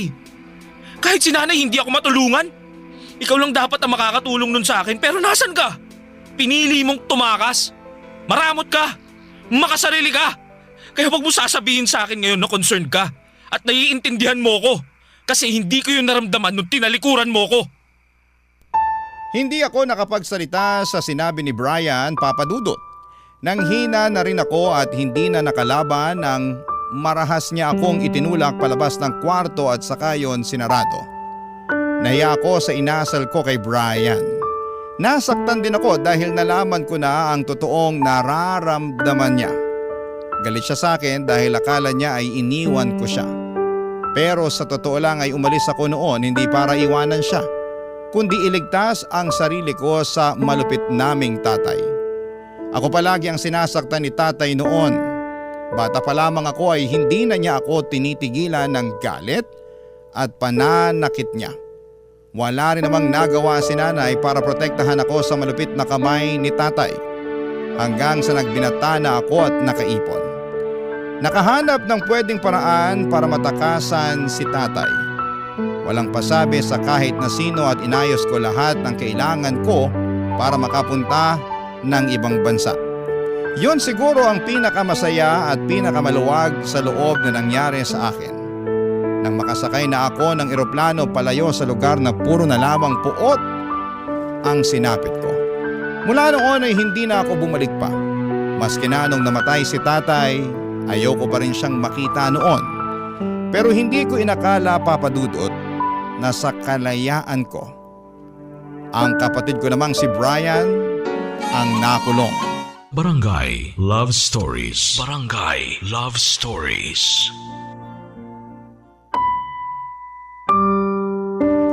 Hindi ko na nga pinaamin pa si Brian sa kanyang kasarian. Kahit alam kong may tinatago siya, pero mas priority ko noon na maging maayos kaming magkapatid. Gusto kong maibalik ang dati naming relasyon, pero panay pa rin ang iwas ni Brian sa akin, Papa Dudut. Kahit na hindi ko naman na inuusisa ang kanyang kasarian. Siguro'y talagang malalim ang sugat na iniwan ko sa kanya. Hindi ko na siya masyadong nilapitan dahil baka lalo lamang siyang magalit sa akin. Baka imbes na magkaayos kami ay mas lalo lamang niya akong layuan. Pero may nangyari. Parang gumagawa ng paraan ang tadhana para matulungan ko si Brian sa pag-amin ng katotohanan. Habang naglalakad ako para makahanap ng sasakyan, nakita ko si Brian na may ka-holding hands na lalaki. Agad akong nagtago para mas makumpirma kung kapatid ko nga ang nakikita ko. Tama nga ako. Nakita ko yon nang halikan ni Brian ang kasama niyang lalaki at saka sila pumasok sa isang motel. Pinicturean ko ang bawat galaw nila para may ebidensya ako kung sakaling mag-deny si Brian, Papa Dudut.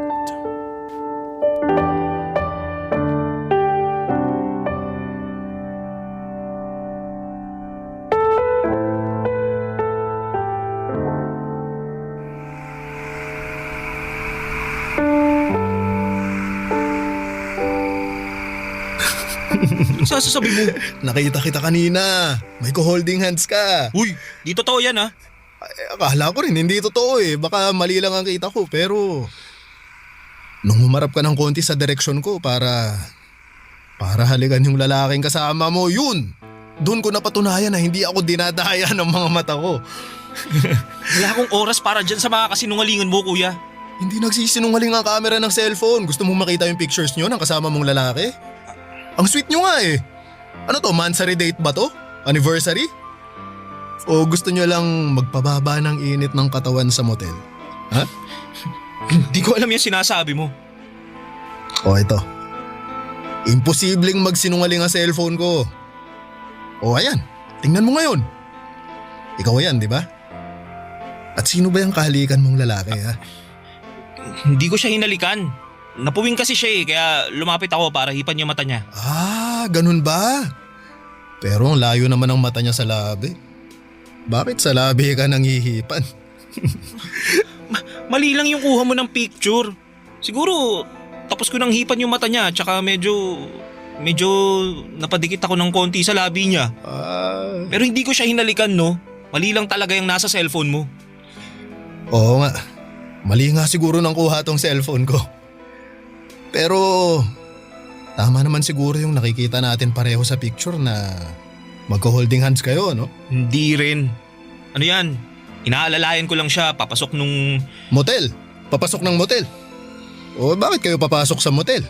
Makikiihi kayo? Kakain ng half chicken? Pansit? Ano ba? Boss ko yan! Tama, boss ko yan! Kailangan naming mag-meeting at dyan sa lugar na yan yung pinakamalapit na pwede naming puntahan eh. Sa pagkakatanda ko, merong katabing coffee shop yung motel na yan eh.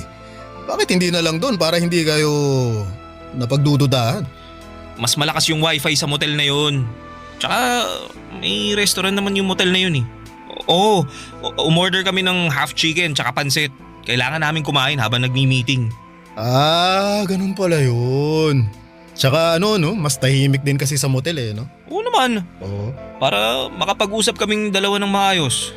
Hindi nakakarinig ng ingay ng mga sasakyan o ng ibang tao.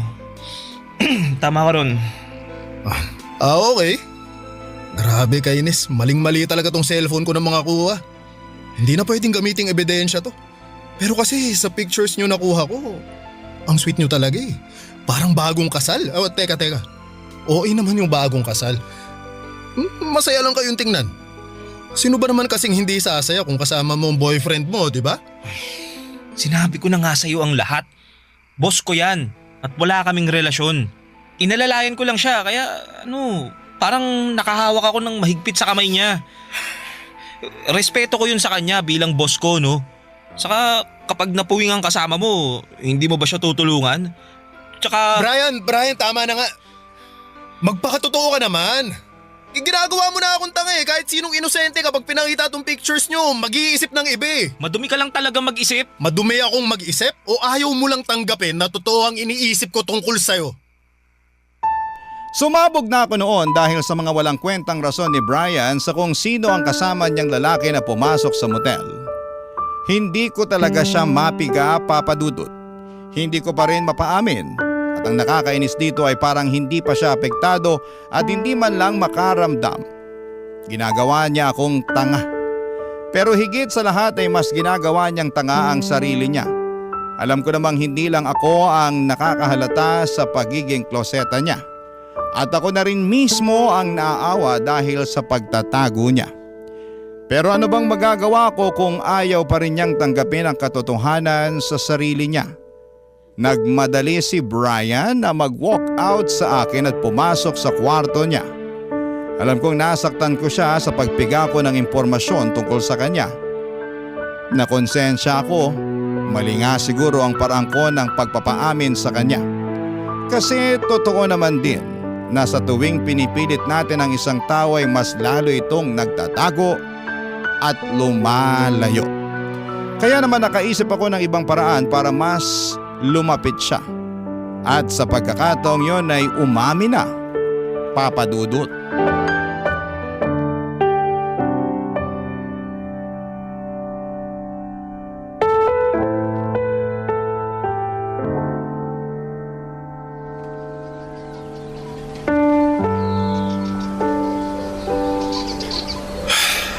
Alam mo ba ang dahilan kung bakit ako tumakas noon? Kung bakit ako ng ibang bansa? Kasi makasarili ka. Sana ganun lang kasimple ang dahilan. Sa ibang bansa, pwede kang maging malaya. Tanggap nila kung sino at ano ka. Open-minded sila, sabi mo nga, di ba? Hindi kagaya rito sa Pinas, ang dami munang manghuhusga dahil iba ka sa inaasahan nila. Anong ibig mo sabihin? Bakla ako, Brian. Bakla. Kaya ako na mismo ang nagsasabi sa'yo, walang masama sa pagiging bakla. Nung una, parehas lang din tayo ng iniisip. Pakiramdam ko, kasalanan ng maging bakla. Kaya nagtago ako. Pero habang ginagawa ko yon, mas bumibigat ang loob ko. Mas lalo kong kinamumuhian ang sarili ko. Hanggang isang araw may nakahuli sa akin. May kahalikan akong lalaki sa kabilang bayan. At sa dinami-rami ng mga pwedeng makakita sa aming dalawa, si tatay pa talaga. Alam ni tatay? Nabakla ako? Oo. Kinaladkad niya ako palayo sa lalaking hinahalikan ko. Ang tatalas ng mga salita at mura niya. Noon pa man daw alam na niyang bakla ako pero wala lang siyang makuhang ebidensya. Hanggang isang araw, binagsakan na siya ng ebidensya para mapaamin ako. Kaya ayun, umamin ako. Bakla ako. Sa totoo lang gumaan ang loob ko after kong magpakatotoo kay tatay. Kahit nakapalit nun pambubugbog niya ayos lang. Basta sa akin, nakalaya na ako. Nakalaya ka naman pala eh. Umamin ka na pala noon. Pero bakit kailangan mo pa rin umalis? Bakit kailangan mo pa rin tumakas? Kasi pinaparamdam pa rin sa akin ni tatay ang panghuhusga niya. Kahit malaya na ako sa totoong kasarian ko, pakiramdam ko, nakakulong pa rin ako sa galit ni tatay. Kaya umalis ako. Pasensya na kung tumakas ako ha. Kasi yun lang naman ang alam kong paraan para makawala na kay tatay. At tama ba yung ginawa mong pagtakas? Yung pag-iwan mo sa amin? Siguro mali para sa inyo. Pero para sa akin yun ang pinakatamang ginawa ko. Kasi sa pagtakas ko rito sa Pinas, nakahanap ako ng kalayaan sa ibang bansa. Doon ko rin nahanap yung mga taong tumanggap sa akin. Malayong malayo sa mga taong nakakasama ko nun dito sa atin. Kaya masisisi mo ba ako kung hindi na ako bumalik? Bakit hindi mo sinabi sa akin noon? Kasi natakot ako na baka hindi mo ako maintindihan. Natatakot pa ako sa totoong kasarian ko nun. Baka katulad ka rin ni tatay na huhusgahan kung sino ang totoong ako. Si nanay, alam niya ba? Oo, hindi lang namin pinag-uusapan.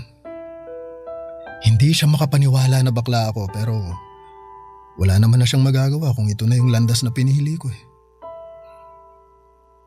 Kuya, masaya ka ba talaga? Hindi naman ako laging masaya.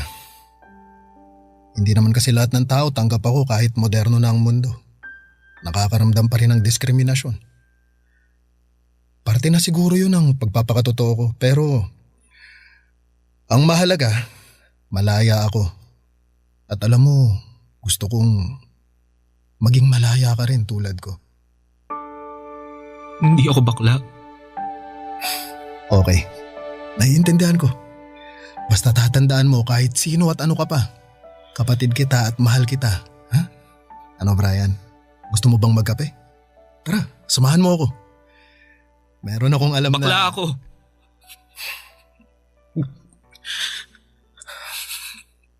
Bakla ako, Kuya David. Umiyak ako habang nakatawa na si Brian. Habang paulit-ulit niyang sinasabi at inaamin na bakla na siya. Niyakap niya ako at nagpasalamat. Niyakap ko siya pabalik at nagpasalamat din. Nagpapasalamat ako na sa wakas ay gumaan na ang kalooban ng kapatid ko.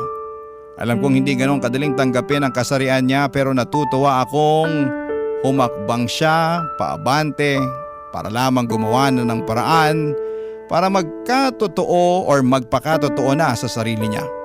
Inamin niya sa akin ang lahat-lahat kahit siya pala mismo ay nahuli ni tatay noong nabubuhay pa lamang ito. Kaya siya ang sinasaktan kapalit ko.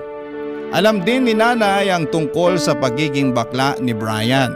Pero tulad ng sa akin ay ayaw din ni nanay na napag-uusapan pa yon. Pero hindi naman siya gumagawa ng paraan para itago namin ang kasarian namin.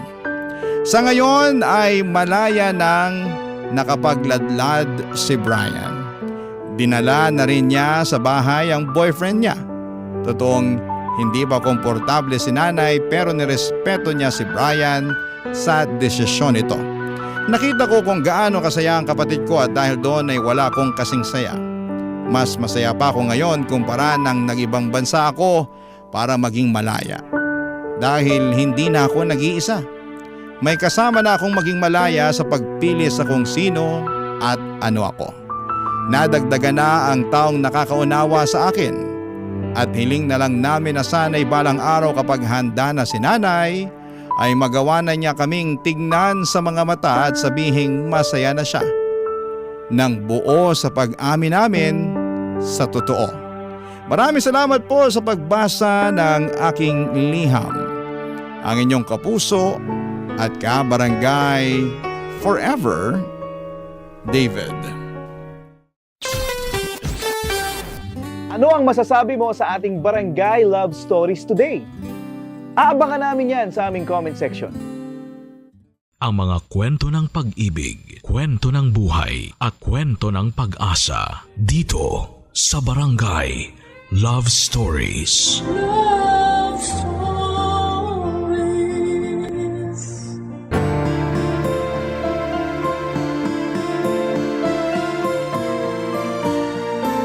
Ang kulturang kinalakhan natin sa Pilipinas ay lalaki dapat ang maunang magpakita ng interes sa isang babae. Lalaki dapat ang manligaw, ikaw kabarangay. Pabor ka ba sa nakasanayan natin? Dear Papa Dudut, ako nga pala si Donna, sa kasalukuyan ay 45 years old na. gusto ko lang ibahagi sa inyo ang kwento ng kabataan ko. Kwento noong nagsimula akong magdalaga. 18 anyos ako nang matipuhan ko si July, kaedad ko lamang din siya. Nakatira siya sa kabilang purok sa aming barangay. Bagong salta lamang siya noon sa probinsya namin, Papa Dudut. Nabalitaan kong galing pa siya sa Maynila at nung nagkahiwalay ang mga magulang niya, sinama siya ng kanyang 50 anyos na tatay sa probinsya namin. Doon na sila tumirang dalawa. Naging usap-usapan sa barangay namin ang paglipat ni July at ang kanyang ama na si Mang Edu. Sa barangay pa naman namin kapag may bagong salta ay paniguradong pag-uusapan yan. Nakibalita rin ako tungkol kina July lalo na nung nalaman kong kaedad ko lamang siya. Nakibalita ako sa manikurista ng nanay ko. Na-curious din kasi si nanay lalo't kaedad niya ang tatay ni July. Inisip nga ni nanay na baka pwede sila ng tatay ni July dahil pareho silang hiwalay sa asawa. Alam kong nagkakantsawan lang sila noon ng manikurista niya pero seryoso akong nakikinig. Hindi dahil gusto kong maging stepfather ang tatay ni July, kundi dahil gusto kong makilala si July, Papa Dudut. Nasabi nga rin ng manikurista ni nanay na gwapo raw at tisoy si July. Ang mga talampakan daw nito ay kasimpulan ng makopa lalo tuwing tanghaling tapat. Yun pa naman ang tipo ko sa isang lalaki. Mapula ang talampakan at tisoy. Bihira kasi akong makakilala ng mga ganong klaseng lalaki sa probinsya namin. Kaya naman hindi ko na pinalagpas ang pagkakataon para makilala si July. Pinuntahan ko siya sa bahay nila, Papa Dudut.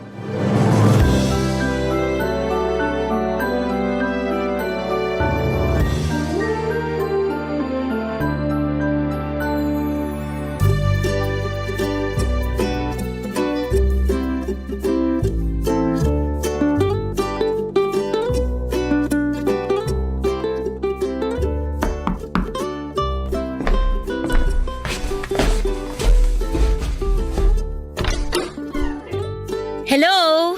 Ikaw si July, di ba? Oo. Sino ka? May kailangan ka?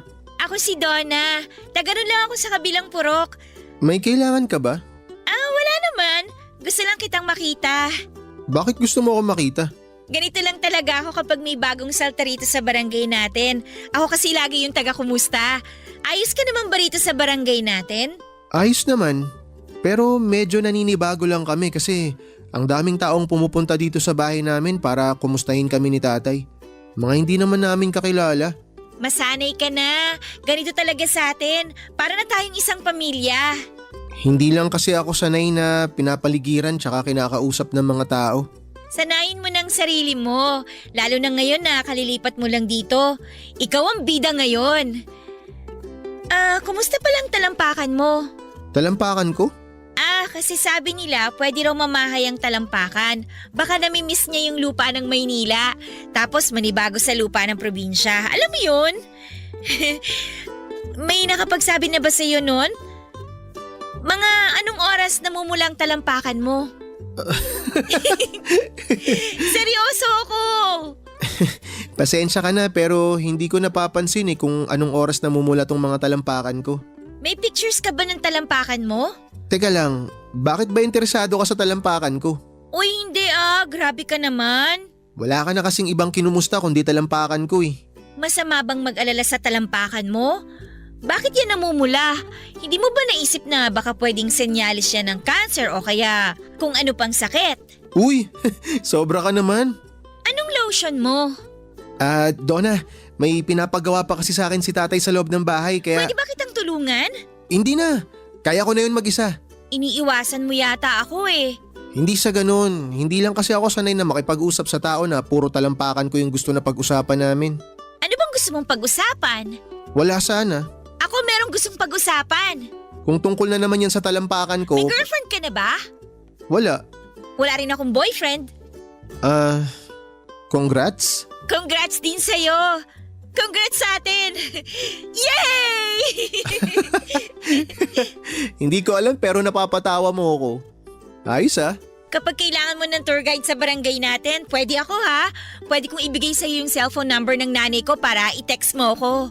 Wala ka bang sariling cellphone? Bibili ako kapag gusto mo na akong ka-text. Sige. Sa akin ka lang magpapa-tour guide ha. Huwag sa ibang dalaga rito. Teka lang, babalik ako ha. Kukunin ko lang yung cellphone number ni nanay. Wait mo ako!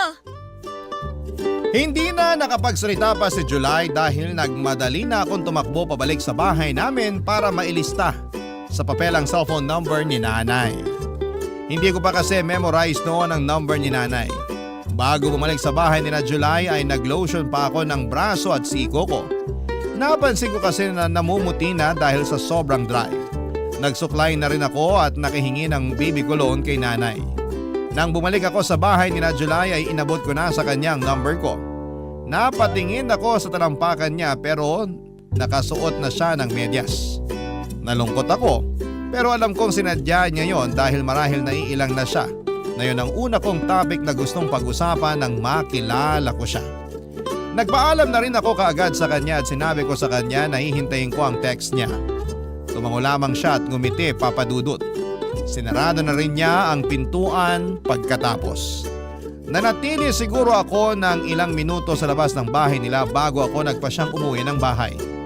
Nakangiti at panay ang huni ko ng paborito kong love song habang sinasabayan ko ng pilit na sayaw. Napansin yun ni nanay at saktong kakatapos lang magsaing ni nanay kaya may oras ito para kausapin ako sa napansin niya sa akin. Close kami ni nanay, lalo na nung nawala na si tatay sa buhay namin. Wala akong naitagong sekreto kay nanay, siyang best friend ko. Sinabi ko sa kanyang lahat-lahat. Lalo na yung pagkakakilala namin ni July. Sa kanya ko talaga unang sinabi ang tungkol doon. Wala rin naman kasi akong ibang kaibigan na mapagsabihan. Talagang si nanay lang ang tinuturing kong kaibigan sa buhay ko. Masaya akong nagkwento sa kanya, masaya rin siyang nakinig sa akin. Pinag-usapan namin si July habang umiinom kami ng instant coffee, papadudot.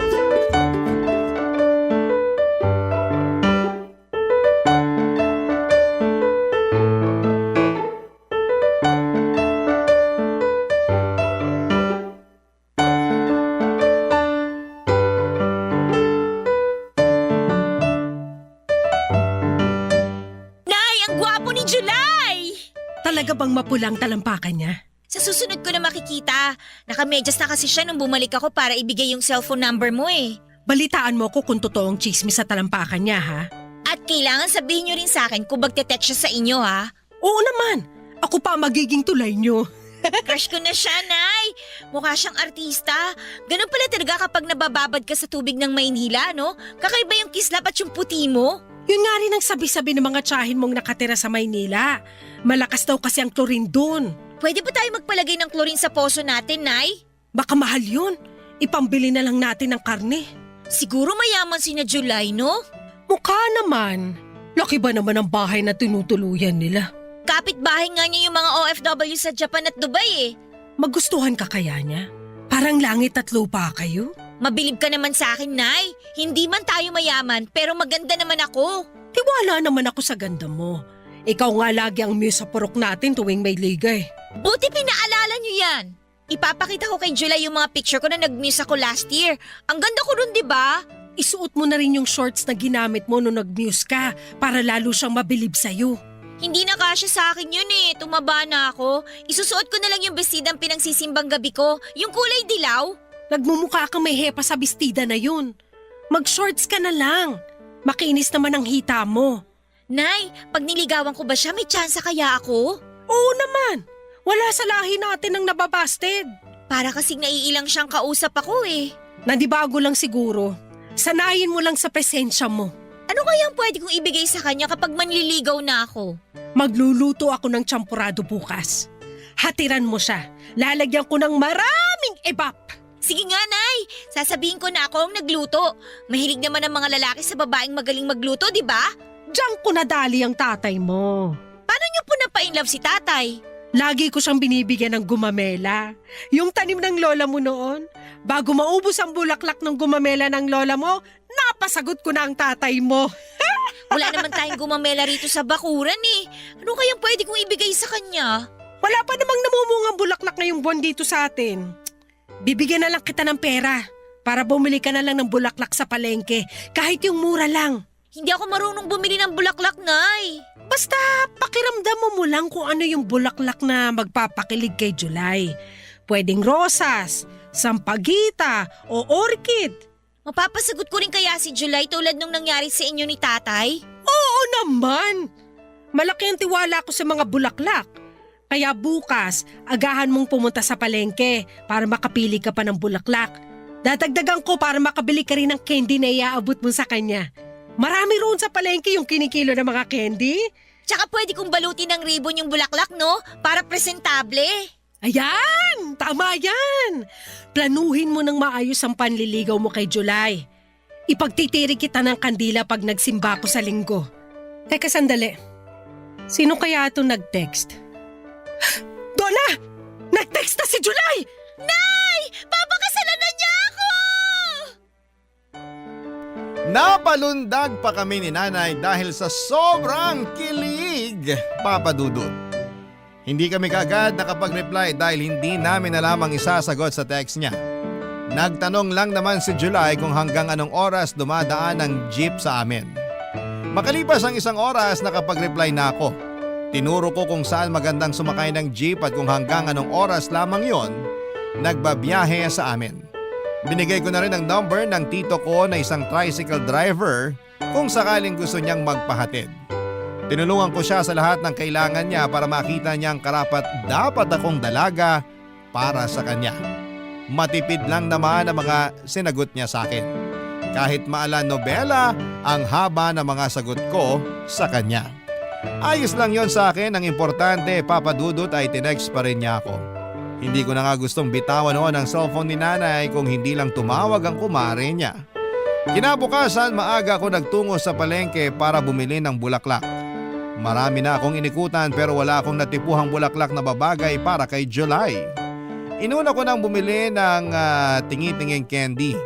Magkakahalo ang tsokolating bilog at ibang matatamis na candy na kahulma ng mga bulaklak na binalutan pa ng asukal. Nang sa wakas ay makakita na ako ng puting rosas na ibinigay ko kay July. Sakto namang napansin kong nahulog ko ang perang ipangbibili ko ng bulaklak. Konti na lang ang natira sa akin, Papa Dudut. Nalungkot ako dahil hindi ako nakabili ng rosas. Pauwi na sana ako nang mapadaan ako sa bentahan ng gulay. Nakita ko rong ang madidilaw na bulaklak ng kalabasa. Mas sariwa pa kesa sa rosas na una kong nakita. Nagtanong ako sa presyo noon at sakto yon sa naiwang pera sa akin, Papa Dudut. Kaya naman walang pag-aatubiling binili ko yon at saka nagmadali nang sumakay ng jeep pabalik sa barangay namin, Papa Dudut. Barangay Love Stories. Barangay Love Stories. Papa Dudut, nagmadali akong bumalik sa bahay dahil napagpawisan ako sa palengke. Kinailangan kong magpalit ng damit at mag-ayos. Binabad ko muna sa garapon na may tubig ang nabili kong bulaklak ng kalabasa. Nagmadali na akong maligo at magpahid ng lotion. Pinuntahan ko rin ang kwarto ni Nanay para makigamit ng lipstick niya at pulbos. Wala si Nanay noon, nagsimba siya kasama ang kumare niya. Alam kong pinagtirik din niya ako ng kandila para mapabilis ang pagsagot sa akin ni July. Nung makapag-ayos na ako ay nilapitan ko ang altar namin para humingi ng tulong sa Diyos. Para lakasan ang loob ko sa gagawin kong panliligaw kay July.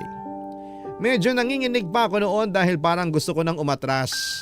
Kaso kapag naaalala ko ang kwento ng pag-iibigan ni Nanay at Tatay ay nabubuhayan akong muli ng loob. Nagkape muna ako para masigurado lang na malakas ang loob ko kapag hinarap ko si July, Papa Dudut. Inabangan ko ngang makabalik si Nanay para mapalakas pa nito ang loob ko. Kaya lang ay naubos ko na ang kape at nahuhulas na ang pulbos ko ay wala pa rin si Nanay. Kaya nagpa siya akong sugurin na ang bahay ni na July. Bitbit ang bulaklak ng kalabasa. Dahan-dahan ako naglakad patungo sa bahay ni na July. Ayokong tumakbo dahil baka mahulas ang pulbos ko sa mukha. Saka para hindi agad kumupas ang baby cologne na ibinudbud ko sa damit at kilikili ko. Nang makarating na ako sa harapan ng bahay nila ay nagalangan akong kumatok. Ang dami kong in-overthink.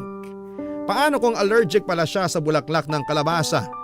Paano kung ayaw niya sa amoy ng baby cologne? Paano kung ayaw niya sa babaeng nagpupulbos ng mukha? Nasa ganitong pag-iisip ako, Papa Dudut, nang bigla na lamang bumukas ang pintuan at niluwa noon si July. Papa Dudut.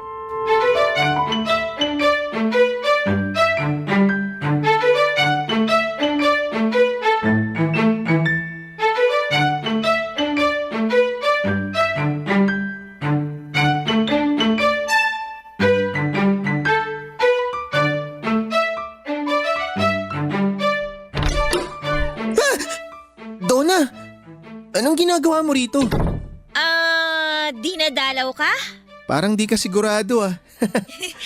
Dinadalaw ka? Wala naman akong sakit para dalawin. Gusto ko lang sanang bigyan ka ng bulaklak ng kalabasa. Wow! Para saan? Para manligaw? Parang di ka ulit sigurado. Para manligaw! Teka, joke ba to? Oy, hindi ah! May kasama pa nga candy tong bulaklak ng kalabasa eh. Kaso naiwan ko sa bahay. Pwede kong balikan para makita mong seryoso talaga ako sa'yo. Sandali. Gusto mo talaga akong ligawan? Oo! Wala namang magagalit, di ba? Hindi ka ba pagagalitan ng nanay mo? Kababae mong tao pero ikaw yung manliligaw? Tsaka, bakit bulaklak ng kalabasa? Eh di ba nga ang manliligaw nagbibigay ng bulaklak sa gusto niya? Pero bulaklak ng kalabasa? Sa totoo lang, puting rosa sana yung ibibigay ko sa'yo eh. Kaya lang, nawala yung pera kong pambili eh. Kaya sumakto lang yung natira sa akin para sa bulaklak ng kalabasa. Cute naman yan! Tanggapin mo na lang! Cute nga. Bago sa akin to. Bulaklak ng kalabasa ang binibigay sa panliligaw. Masarap din yan kapag ginisa mo sa talbos ng sayote. Sahugan mo rin ng karni ng baboy. Ganun, iluluto. Akala ko kasi ilalagay ko to sa altar tulad ng ibang bulaklak. Aba, pwede rin naman yun. Bulaklak pa rin naman yan eh. Mas matagal pang mabulok yan kaysa sa rosas. Ah, talaga ba? Oo naman. Pasensya ka na ha. Kung yan yung inabot ko sa'yo. Sa susunod na lang ako babawi ng rosas o kaya orchid. Basta maka-extra lang ako sa talyer ng kagawad natin dito. Hindi mo naman ako kailangan bilhan ng rosas o orchid. Ayos na tong bulaklak ng kalabasa. Mapapakinabangan pa ng sikmura. Eh di pumapayag ka ng maligawan? Bakit ako? Eh kasi ikaw yung type ko eh. Pero babae ka. Babae ako. Hindi ba weird yun? Wala namang masama sa weird. Maganda nga yung para kakaiba sa mga nakasanayan. Sa totoo lang, hindi ako sigurado sa gusto mong mangyari. Payagan mo lang akong manligaw sa'yo para makita mong ayos din naman kung babae yung magpapakita ng interes sa lalaki. Pero mali pa rin yata eh. Dapat kasi lalaki ang unang magpapakita ng interes, di ba? Ayaw mo bang ako ang nagpapakita ng interes? Kasi sa tingin ko, dapat maging patas sa panliligaw ang mga lalaki at saka babae eh.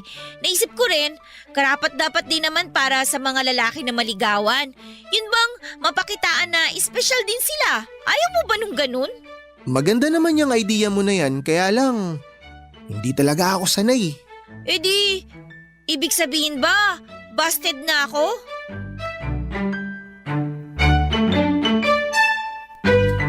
Papadudot, hindi naman umimik si July sa tanong ko. Pinagmasdan ko lamang ang mukha niya. Hindi ko mabasa kung ano ang laman ng isipan niya.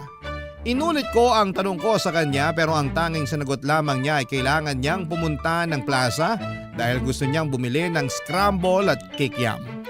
Inaya niya akong sumama sa kanya at natuwa ako. Bit-bit pa rin niya ang bulaklak ng kalabasa at sabay na nga kaming naglakad patungo sa plaza. Malapit lang naman yon sa bahay nila. Kaya mabilis din kaming nakarating. Nilibre niya ako ng scramble at kikiam. Naupo kami sa sulok habang kinakain ang mga yon. Hindi niya ako kinakausap. Nakafocus siya sa kinakain niya. Ako naman ay nakafocus sa mga susunod kong plano. kung paano ko mapapaibig si July. Pagkatapos namin kumain ay inaya na niya akong umalis. Ayoko pa sana pero sinabi niyang magsasaing pa raw siya. Hinatid ko siya hanggang sa bahay nila at nagpaalam at nginitian naman niya ako.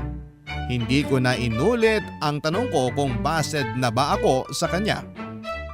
Nabuhayan pa rin ako ng pag-asa dahil ibig sabihin lamang noon ay hindi niya sinasarado ang pintuan sa panliligaw ko. Yun ang nakuha kong mensahe base sa ipinakita niya. Masaya akong umuwi ng bahay at nakwento ko nga agad kay nanay ang nangyari. Pinalipas ko ang ilang araw, bumili ako ng bulaklak ng kalabasa. Kahit may pangbili naman ako ng rosas dahil nakapag-extra na ako sa talyer ng kagawad namin. Mas pinili kong bilhan pa rin siya ng bulaklak ng kalabasa dahil alam kong natuwa siyang sa pagiging praktikal ng ideya na yon. Nagtungo ako sa bahay nila. Malakas ang loob kong kumatok at inaasahan kong si July muli ang magbubukas ng pintuan pero nagulat ako nang ang tatay niya na si Mang Edo ang nagbukas ng pinto.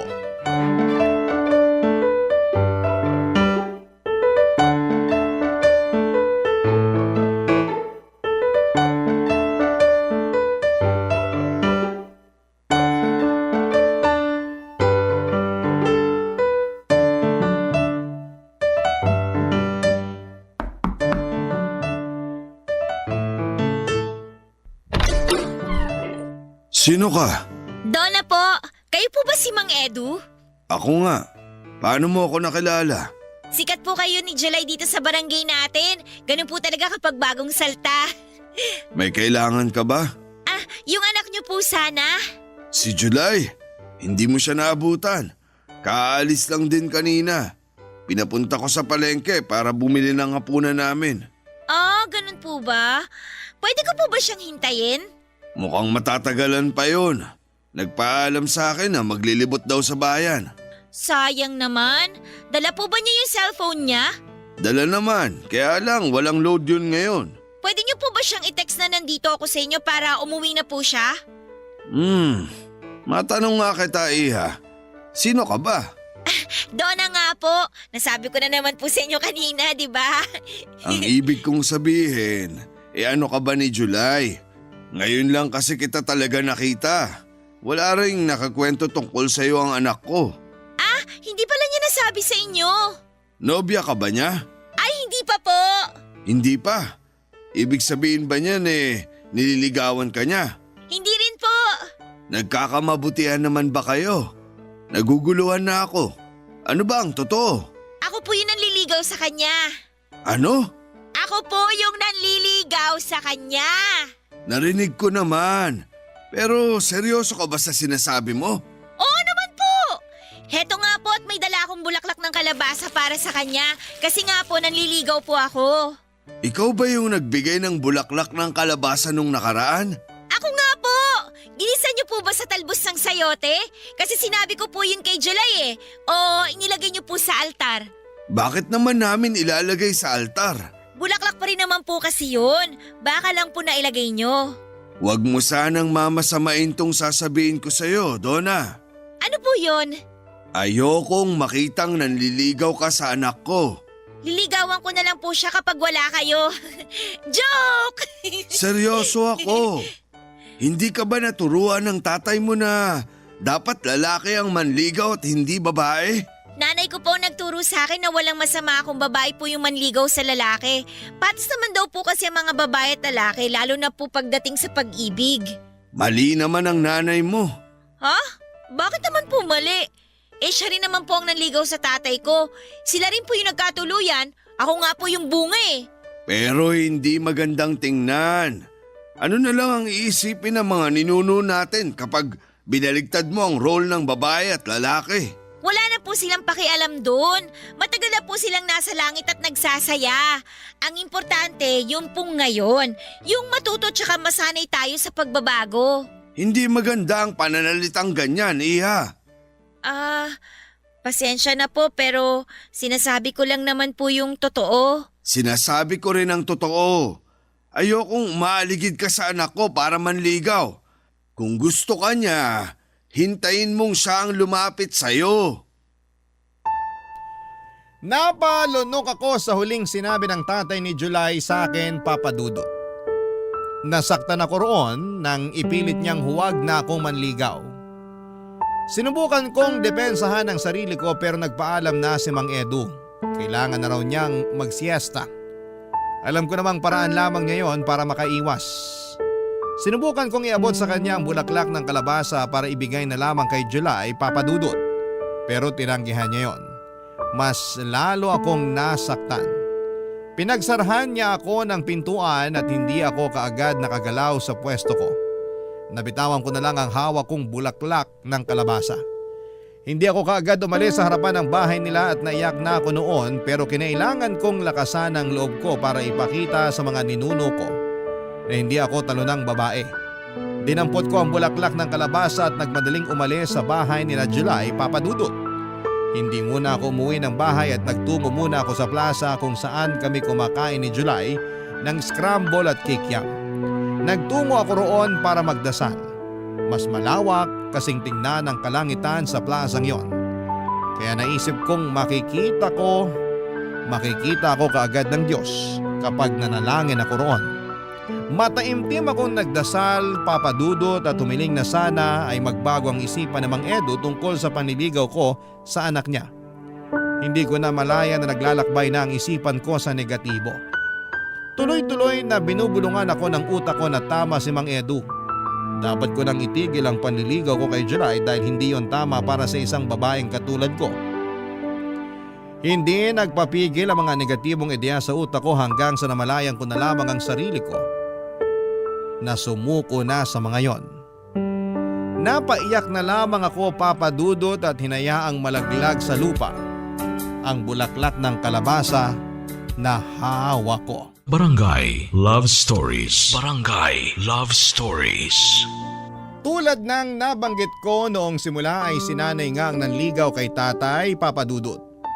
Magkaklase sila noon at maraming nagkakagusto kay tatay pero si nanay lang ang naglakas ng loob na lumapit para manligaw. Inunahan na niya ang mga nagbabala kay tatay. Mabilis na nahulog ang loob ni tatay kay nanay, Papa Dudut. Lalo na't lagi siyang hinahatiran ni nanay ng bulaklak ng gumamela at tsampuradong sagana sa evaporada. Doon niya nga totoong nadali si tatay. Hindi naman nila pinagbigay alam sa lahat ng tao na si nanay ang nanligaw kay tatay. Pinalabas pa rin nilang dalawa na si tatay ang nanligaw para hindi kutyain si nanay ng mga kakilala nila. Naging masaya sila sa pag-iibigan nila, Papa Dudut. Natapos ang relasyon ng pag-iibigan nila noong nasa unang taon pa lamang ako ng high school. Pero hindi naman ibig sabihin noon ay hindi na naging totoo ang pagmamahala nila.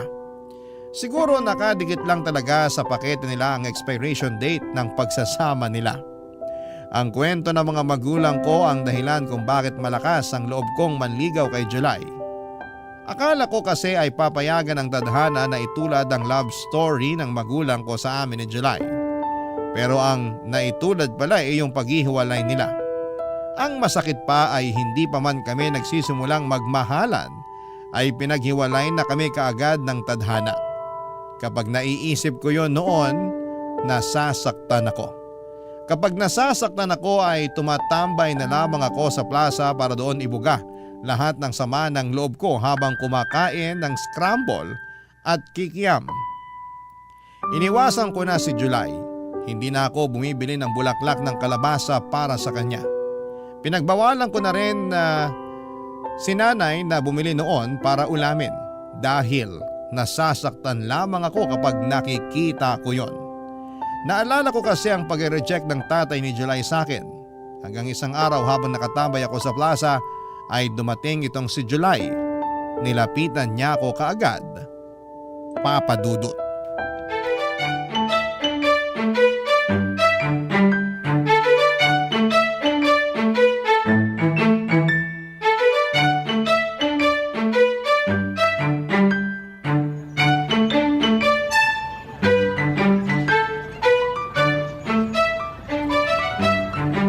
Donna!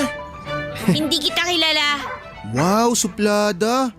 Akala ko ba ikaw yung pinaka-friendly dito sa barangay natin? Ano bang kailangan mo? Wala naman. Nasaktuhan lang na nakita kita rito. Bumili ka rin ba ng scramble at kikiam? Oo, huwag ka na rin mag-abalang bumili. Kasi sinimot ko na lahat ng bentang scramble. Ba't ba parang galit ka sa akin? Hindi ako galit sa'yo, no?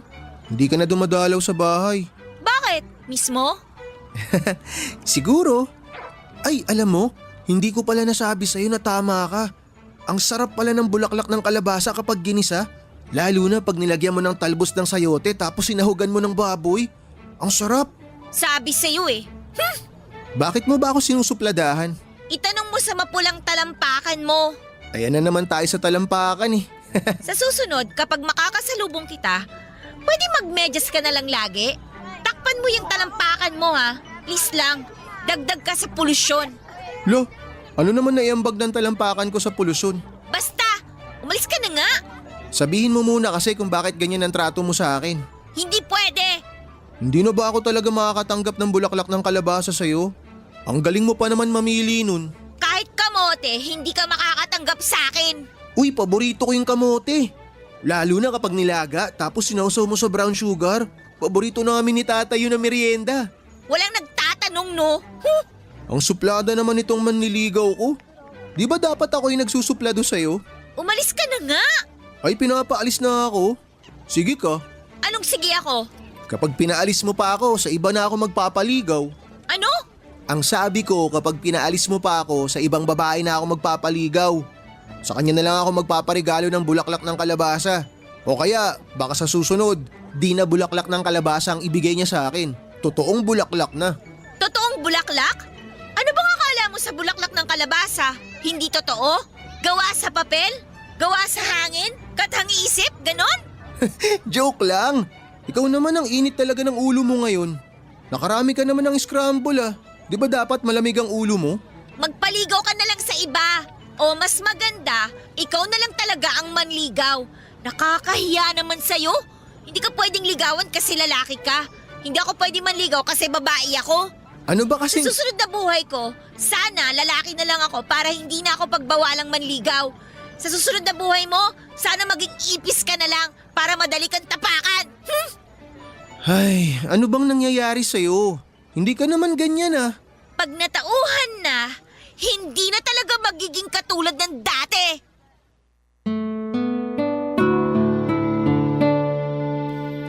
Papa Dudut madrama ang naging huling linya ko kay July. Mala pelikulang eksena kung saan ay iniwan ng leading lady ang leading man niya. Umaasa ko noon na habulin niya ako pero hindi niya ginawa, Papa Dudut.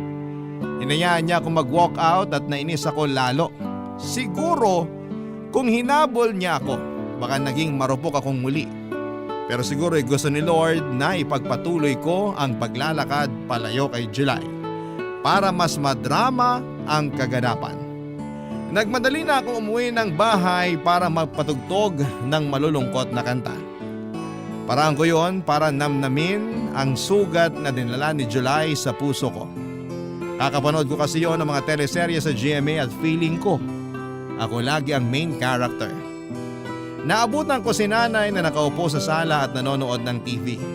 May hawak itong isang baso ng kape. Hindi ko siya nilapitan at nagmadali akong pumasok sa kwarto ko dahil patulo na noon ang luha ko. Pinihit ko ang radyo para makahanap ng pinakamalungkot na kanta. Natagalan ako sa paghahanap dahil puro novelty songs ang umiere ng mga oras na yon. Sinukuan ko na lamang ang radyo. Hinayaan ko magpatugtog ng novelty song ang radyo habang umiiyak ako. Doon na pumasok si nanay. May dala siyang 2 baso ng kape. Inabot niya sa akin ang isang baso at kinuha ko naman at huwigop ako mula sa baso. Napaso pa nga ang dila ko. Mas lalo tuloy akong napaiyak. Kinuha ni nanay ang baso at saka pinatong sa tukador sa gilid ng kama ko. Niyakap niya ako at doon ay mas lalo na namang naging malaya ang mga mata kong lumuha. Nung medyo gumaan na ang pakiramdam ko ay inaya niya akong tumungo sa sala para makapag-usap kami ng maayos.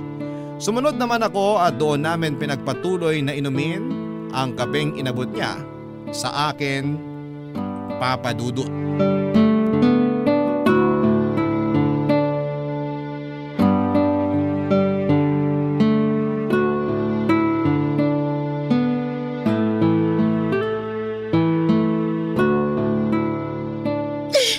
Hindi na ba mainit yung kape mo? Hindi na po nakakapaso. Bakit ka ba umiiyak? Si July po kasi Anong ginawa niya sa'yo? Wala naman siyang ginawa. Yung tatay kasi niya. Anong ginawa ng tatay niya? Pinagbawalan niya akong ligawan si July. Kasi hindi raw yun gawain ng isang babae. Ay nako. At nagpadala ka naman. Nakuwento mo ba ang love story namin ng tatay mo? Opo. Pero ayaw daw ng mga ninuno natin na manligaw ako sa lalaki.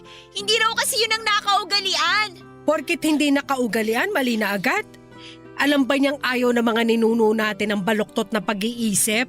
Sana na'y nandun ka para may kakampi ako nung pinagalitan ako ni Mang Edu. Pwede ko siyang puntahan ngayon para mapagsabihan. Anong akala niya sa anak niya? Ginto? Teka, at may kumakatok. Sige, tuloy mo muna yung pag-iyak dyan. Oh!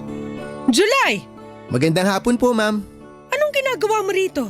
Gusto ko lang po sanang makausap si Donna. Busy siya sa pag-iyak. Bakit po siya umiiyak? Nagtanong ka pa. Malamang binasted mong anak ko. Hindi ko naman po siya binasted eh.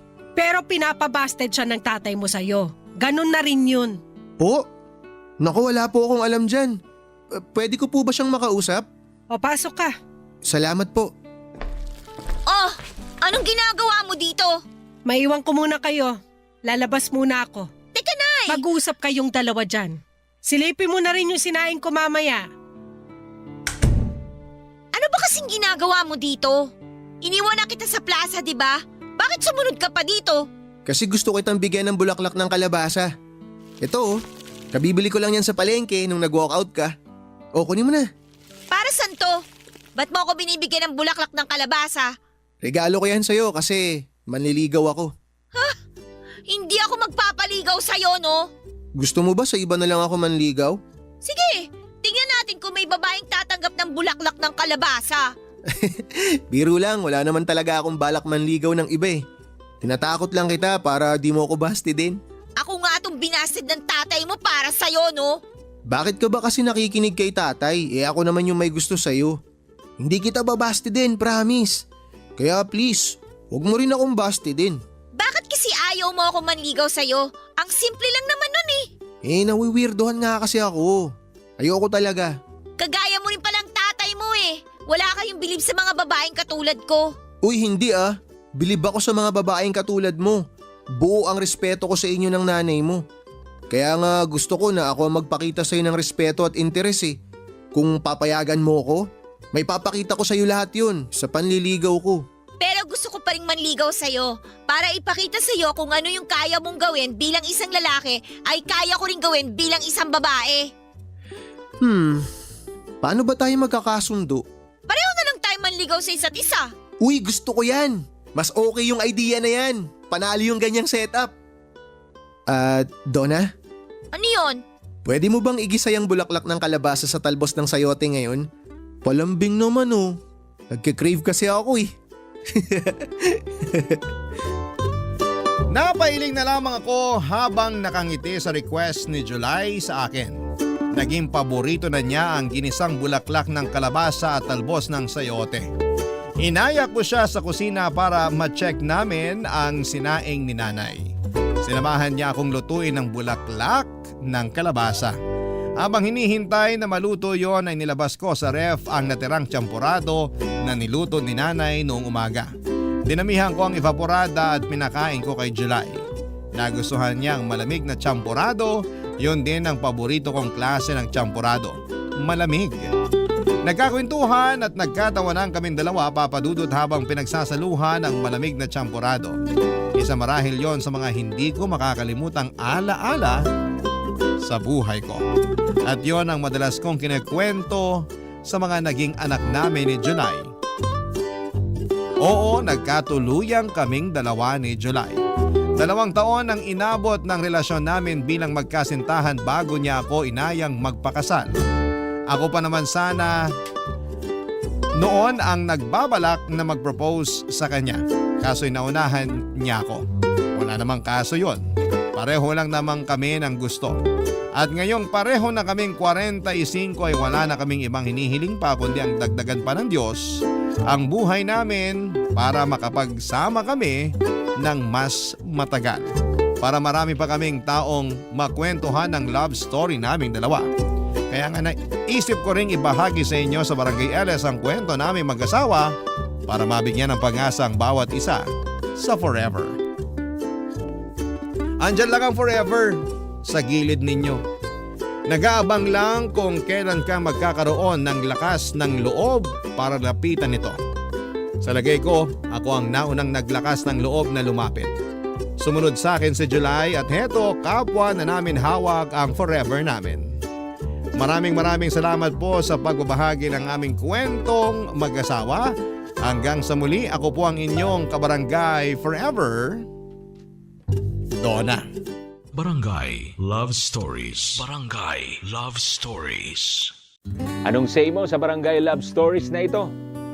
Pagkwentuhan natin sa comment section yan. Nagustuhan ng iyong napakinggan? Ituloy yan via live stream sa www.gmanetwork.com/radio.